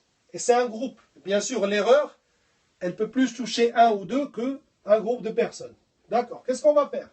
On va s'éloigner à 180 km de Riyad pour ne pas subir les lumières des villes, d'accord? Ne pas être influencé par les lumières des villes. Très bien.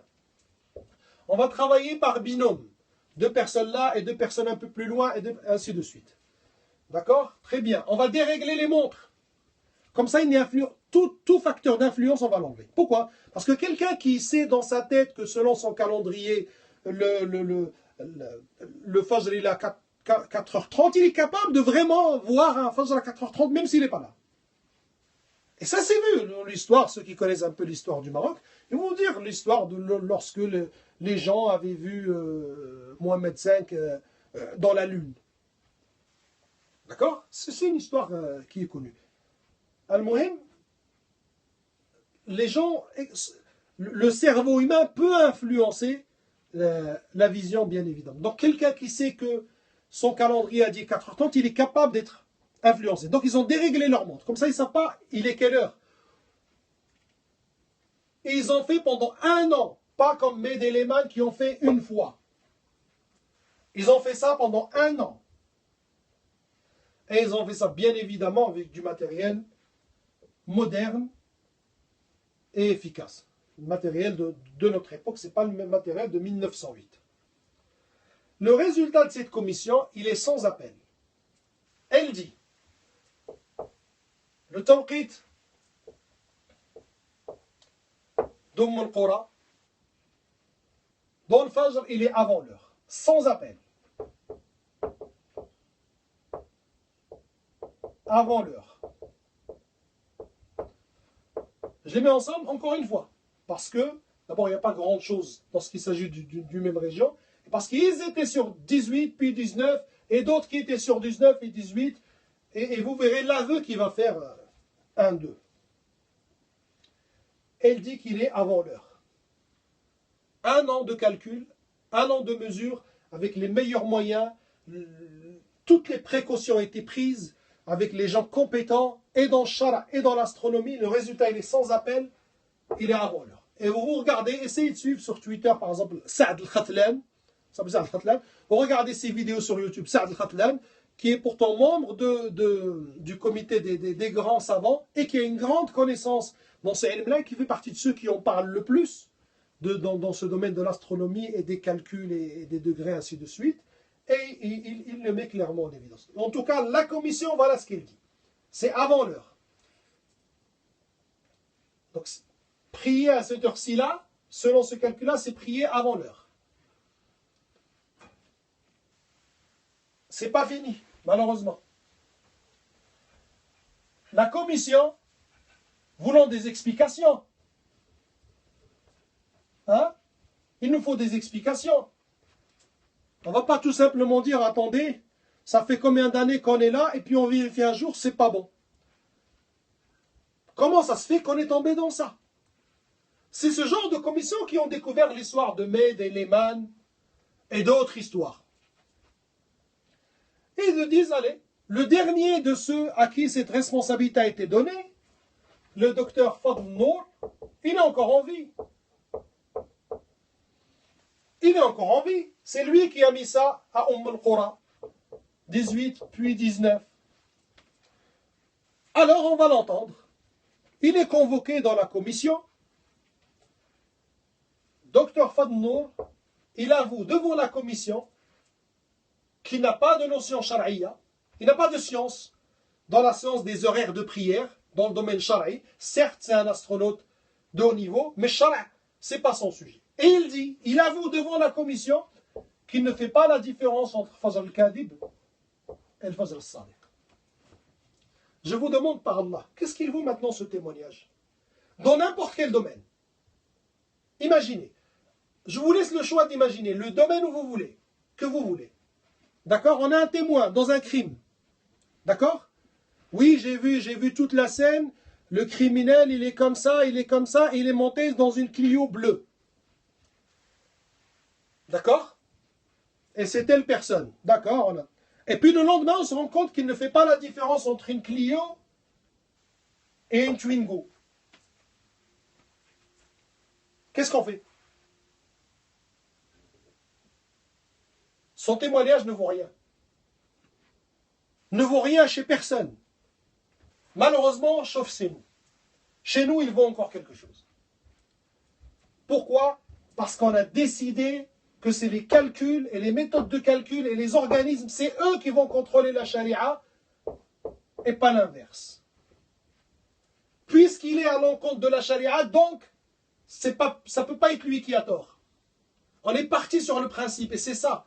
Al-Muqaddimat al-Fasida, les introductions fasida, quand on appuie un raisonnement sur des choses qui sont batila, qui sont fausses, le résultat ne peut être que faux.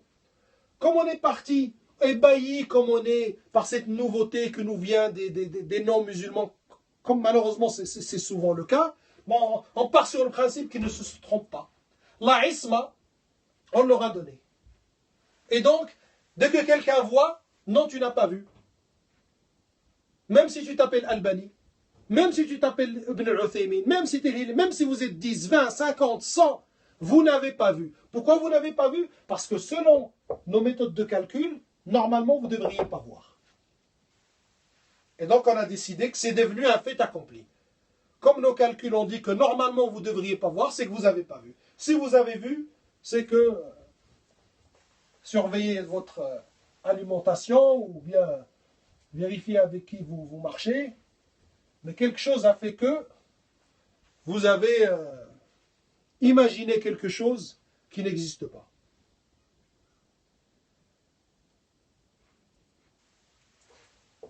Encore, parmi les inconvénients de ce 18, notamment dans Salat al-Fajr, il a éloigné beaucoup de jeunes, en plus de la fitna qu'il a créée. Pas qu'il a créé, mais c'est pas lui, c'est le comportement que certains en ont fait. Les gens ne prient pas en groupe. Ils ne prient pas en groupe.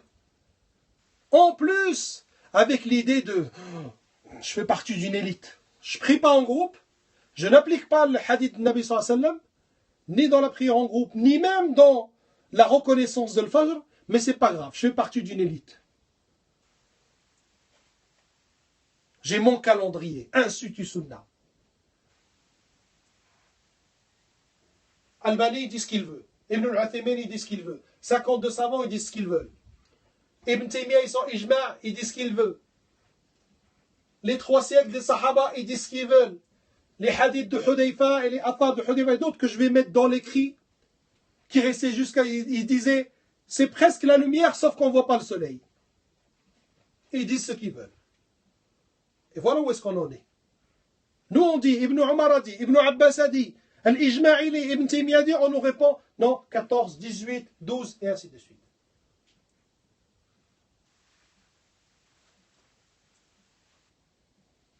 Donc ils ratent la prière en groupe. Ils ne prient pas en groupe. Ils ne font pas tarawih avec les musulmans. Et ils se sont bricolés des fatawas. Tu t'arrêtes telle heure et tu pries à telle heure. Depuis quand ça a existé ça en islam? Même si certains savants disent même bab l'ahtiyat et kada, ainsi de suite. Mais l'image, à la fin, sura, la réalité que ça va donner, n'a jamais existé en islam. Quelqu'un qui s'arrête de manger à 3 heures, mais qui pour lui, le fajr il est à 4 heures. Pourquoi tu t'arrêtes de manger alors? Le fait que tu dises le fajr il est à 4 heures, tu es en train de dire je peux manger jusqu'à 4 heures. Parce que la limite qu'Allah t'a donnée, c'est le fajr. C'est pas ce que les calculs t'ont donné. Autre chose, avec ce 18, le risque de prière caduque. Je pèse mes mots. Pourquoi? C'est simple. Allez, le 18, il dit c'est à 3h30 le fajr. D'accord? L'autre, il dit c'est à 4h. Et l'autre, il dit c'est à 4h10. D'accord?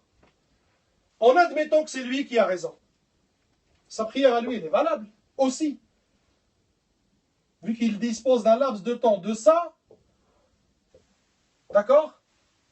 Jusqu'au shourouq. Il a tout ça, lui. Donc celui-là, sa prière, elle est valable. Celui-là, sa prière, elle est valable. Par contre,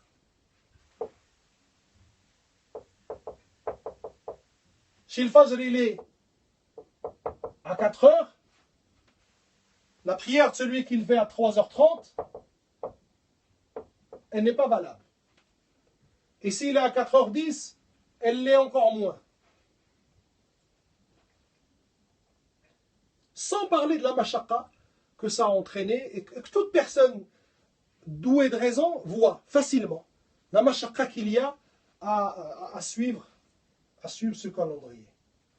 Ils vont nous dire oui mais d'accord, sa salade elle est bonne, mais son siyam, si jamais il a mangé jusqu'à là, c'est une question qui va se poser. Les savants, il est établi chez eux que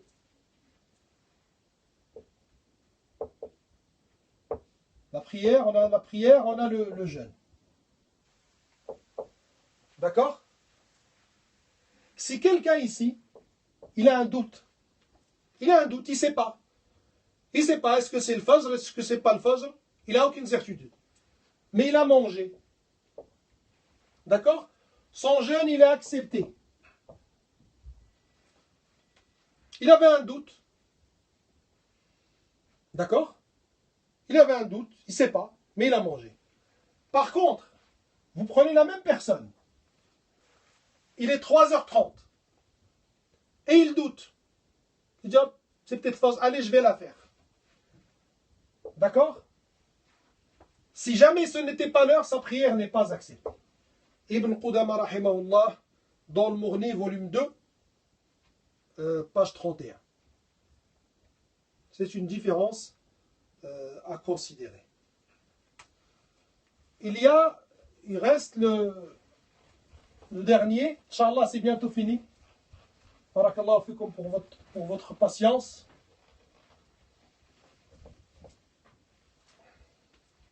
Le 14, 6, 15. Hein, d'accord? 14, 6 ou 15. Qu'est-ce qu'il a, lui? D'abord, c'est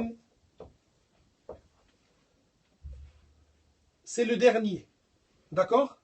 L'ISNA, les musulmans de Amérique du Nord, c'est parmi les derniers qui ont fait des recherches, qui ont mis des commissions pour chercher dans ce sujet-là. Et comme j'ai dit précédemment, ils ont bien sûr profité des erreurs des autres. Ils n'ont pas commis les mêmes erreurs que les autres. Donc ils sont venus en dernier, donc ils ont pu profiter d'une certaine expérience. Autre chose qu'il a, la vision lui donne raison. C'est-à-dire, vous prenez les spécialistes de la vision, que ce soit spécialistes en sciences scientifiques, ou bien les mu'adhin, qui ont 40 ans, 45 ans d'expérience, et qui ont une grande expérience. Ne pensez pas qu'ils sont juste en train de regarder le fajr. Ils ont énormément d'autres éléments avec lesquels ils savent juger. Ceux-là, quand vous les prenez, vous leur dites, allez, dites-nous, le fajr est à telle heure, à tel endroit, tel endroit, tel endroit, ils ne donnent jamais tort au 14-6. Toujours vous allez trouver qu'il est bon. Lorsqu'il est mis sous le contrôle, regardez une fois la différence de méthodologie. On n'a pas mis la vision des spécialistes sous le contrôle du 14-6. Non. On a fait l'inverse. On a mis le 14-6 sous le contrôle de la vision. Et la vision le valide, lui donne raison, nous dit, ça va. Il n'y a pas de risque avec celui-là. D'accord? Les commissions qui ont été faites, y compris celle qui a annulé qui a critiqué le 18 et qui a dit avant l'heure, la majorité des commissions modernes qui ont été faites, elles ont donné raison au 14,6. Des recherches, des calculs ont été faits. Lorsque Sheikh Albani a dit en Jordanie, en je ne sais quelle année, et le vrai Fajr, je l'ai vu tant d'heures, tant de minutes avant. Ben, il y a des gens qui se sont dit, bah, tiens, on va les calculer. Allez, on va dire qu'il a dit 23 minutes. 23 minutes après l'heure du calendrier. Donc, où est-ce qu'il était le soleil? À l'heure où Sheikh Albani l'a dit, 14,6. Ils ont fait la même chose avec les propos de Taqi-ud-Din Hilali ibn al-Uthaymin et tous ceux qui disent. On tombe souvent, dans la majorité des cas, ils sont tombés soit dans 14,6 pile, soit un tout petit peu plus, soit un tout petit peu moins, ce qui n'est pas à considérer. Mais dans l'écrasante majorité, ils sont tombés sur 14,6 et c'est un élément très fort. C'est un élément qui est très très fort. Pourquoi? Parce que c'était des gens qui parlent dans des époques différentes, dans des endroits différents, qui ont l'expérience de voir. Cheikh Albani rahimahullah, ils savent faire l'adhan. C'est des ulama bien évidemment, ils connaissent les mawaqit ainsi de suite. Ils savent différencier le fajr al-kadhib et le fajr al-sadiq ainsi de suite. Et en plus, ils avaient l'endroit et les conditions pour le faire. Et ils ont dit qu'il y en avance. Aussi, il n'y a pas de risque. Comme on a dit, il n'y a pas de risque avec la salat. Il n'y a pas de risque de salat caduque avec celui-ci. D'accord? Il n'y a pas de risque avec de salat caduque avec celui-ci. Voilà vraiment le choix que moi personnellement je conseille. En premier, c'est ça. En premier, le 14,6 ou 15, d'accord? C'est vraiment le choix. Bien sûr, on est en train de parler d'étapes intermédiaires en attendant de revenir à la seule vraie vérité, la seule bonne solution qui est le suivi de ce qu'a dit le Nabi sallallahu alayhi wa sallam. Et je sais qu'il y a des frères qui ont l'observatoire français, quelque chose comme ça. Je sais qu'il y a des frères qui, apparemment, eux, sont compétents dans ce domaine-là. Ça serait bien de se rapprocher d'eux, ou que eux plutôt se rapprochent. Moi, vous savez que je ne suis pas quelqu'un qui dribble quand je parle. Moi, ce que j'avais entendu de ces frères-là, que je ne connais pas, hein, dans des réunions auxquelles j'avais assisté, ce qu'on leur reprochait, c'est pas tellement un reproche, mais les gens avaient remarqué qu'ils étaient un peu renfermés. Que c'était pas trop ouvert pour un organisme, justement, qui veut qu'on lui fasse confiance dans une question aussi grande que Ramadan et Salat, ainsi de suite. Il faudrait peut-être que nos frères aient juste un peu plus d'ouverture. On ne leur demande pas d'étaler leur vie, mais un peu plus, un tout petit peu plus d'ouverture. Moi, c'est ce que j'avais. Moi, je n'ai eu aucun contact avec eux, mais je sais que des frères que je connais, des frères imams de mosquée ou autres, ils avaient remarqué ça. Peut-être qu'ils ont leur raison, mais en tout cas, moi, je tenais à passer ce message-là. Moi, je ne remets pas leurs compétences en doute. Ils ont l'air de s'y connaître, c'est leur domaine. C'est bien. Alors qu'ils prennent ça en charge, que les mosquées qui le désirent leur envoient des gens, ou qu'eux, ils envoient des gens pour former les gens, qu'ils nous montrent le matériel à acheter, qu'ils organisent des formations, même payantes s'il le faut, c'est leur droit. Et les musulmans sont là, ils répondront. Donc la solution, la première, c'est en attendant, c'est celle-ci. Le 14-6, pour tous les avantages qu'on a cités. Ceux qui sont sur le 12, comme j'ai dit, c'est limite. Voilà ce qu'on peut leur... C'est limite. On ne peut pas dire, la vision, elle le conforte. D'accord? Les visions qui ont été faites le confortent. Il est bien, le 12, il est bien, mais voilà, limite. Donc, ce qu'on demanderait, soit ils respectent pendant Ramadan, s'arrêter un peu avant pendant Ramadan, et s'ils peuvent dans l'Aïcha prendre 1h30, voire 1h40, ça serait bien aussi. Sinon, on va être dans le limite. On n'est pas dans le batil. On a dit, comme j'ai dit tout à l'heure, et avec les Adal Sahaba que je vais ramener, je pense qu'il n'y aura plus de doute sur cette question-là. On n'est pas dans ça, mais on est dans quelque chose de limite. Et puisqu'on a quelque chose qui est plus sûr, plus réconfortante, plus tranquillisante, pourquoi on va toujours être dans le risque sous prétexte que ça fait 40 ans qu'on fait. Voilà. Et celui qu'il ne faut surtout pas prendre, à part dans l'Isha, dans un échange qu'un frère il avait demandé, dans lequel un frère demandait à Saad al-Khatlan, lui il a dit prenez 14-6 par exemple le matin et vraiment la plus grande marge de sécurité 18, mais comme on a dit, Allah ne nous a pas demandé de prendre ce genre de marge qui entraîne des difficultés. Il suffit qu'on applique ça. Donc la meilleure des solutions semble celle-ci. La deuxième, c'est celle-ci, c'est qu'on laisse les choses telles qu'elles sont, en avertissant les gens de faire un petit peu attention pendant Ramadan, et que les mosquées qui le peuvent pousser la différence jusqu'à 1h30 ou 1h40. Alors on va me dire, oui, depuis tout à l'heure tu es en train de dire le Coran et la Sunna et ainsi de suite, mais pourquoi maintenant tu dis 1h30 ou 1h40 ou 90? Il est où le Dali de l'Kitab ou Sunna? C'est ça. Moi je parle d'étapes intermédiaires. Je parle d'étapes intermédiaires. Pour moi, la seule solution, elle est celle que j'ai évoquée avant. Étape intermédiaire. Et, encore une fois, l'1h30, pourquoi on le valide? Parce que la vision l'a validé. La vision lui a donné raison. Encore une fois de plus, on a la règle inverse à la vôtre. Ce n'est pas les organismes qui contrôlent le shara, mais c'est le shara qui les contrôle et qui distribue. Et qui dit, lui, il a raison, lui, il est limite, et lui, il a tort. Et non pas l'inverse. Donc, la vision des gens d'expérience ont prouvé qu'en général, cette marge d'1h30 jusqu'à 1h40 est une marge qui est sécurisante.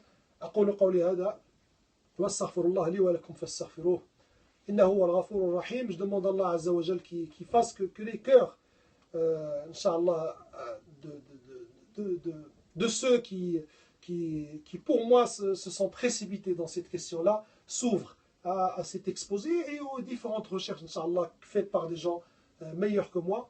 et que le but de tout ça soit de rassembler la kalima du musulman, ne serait-ce que dans leur mosquée, dans leur prière, dans leur siyam.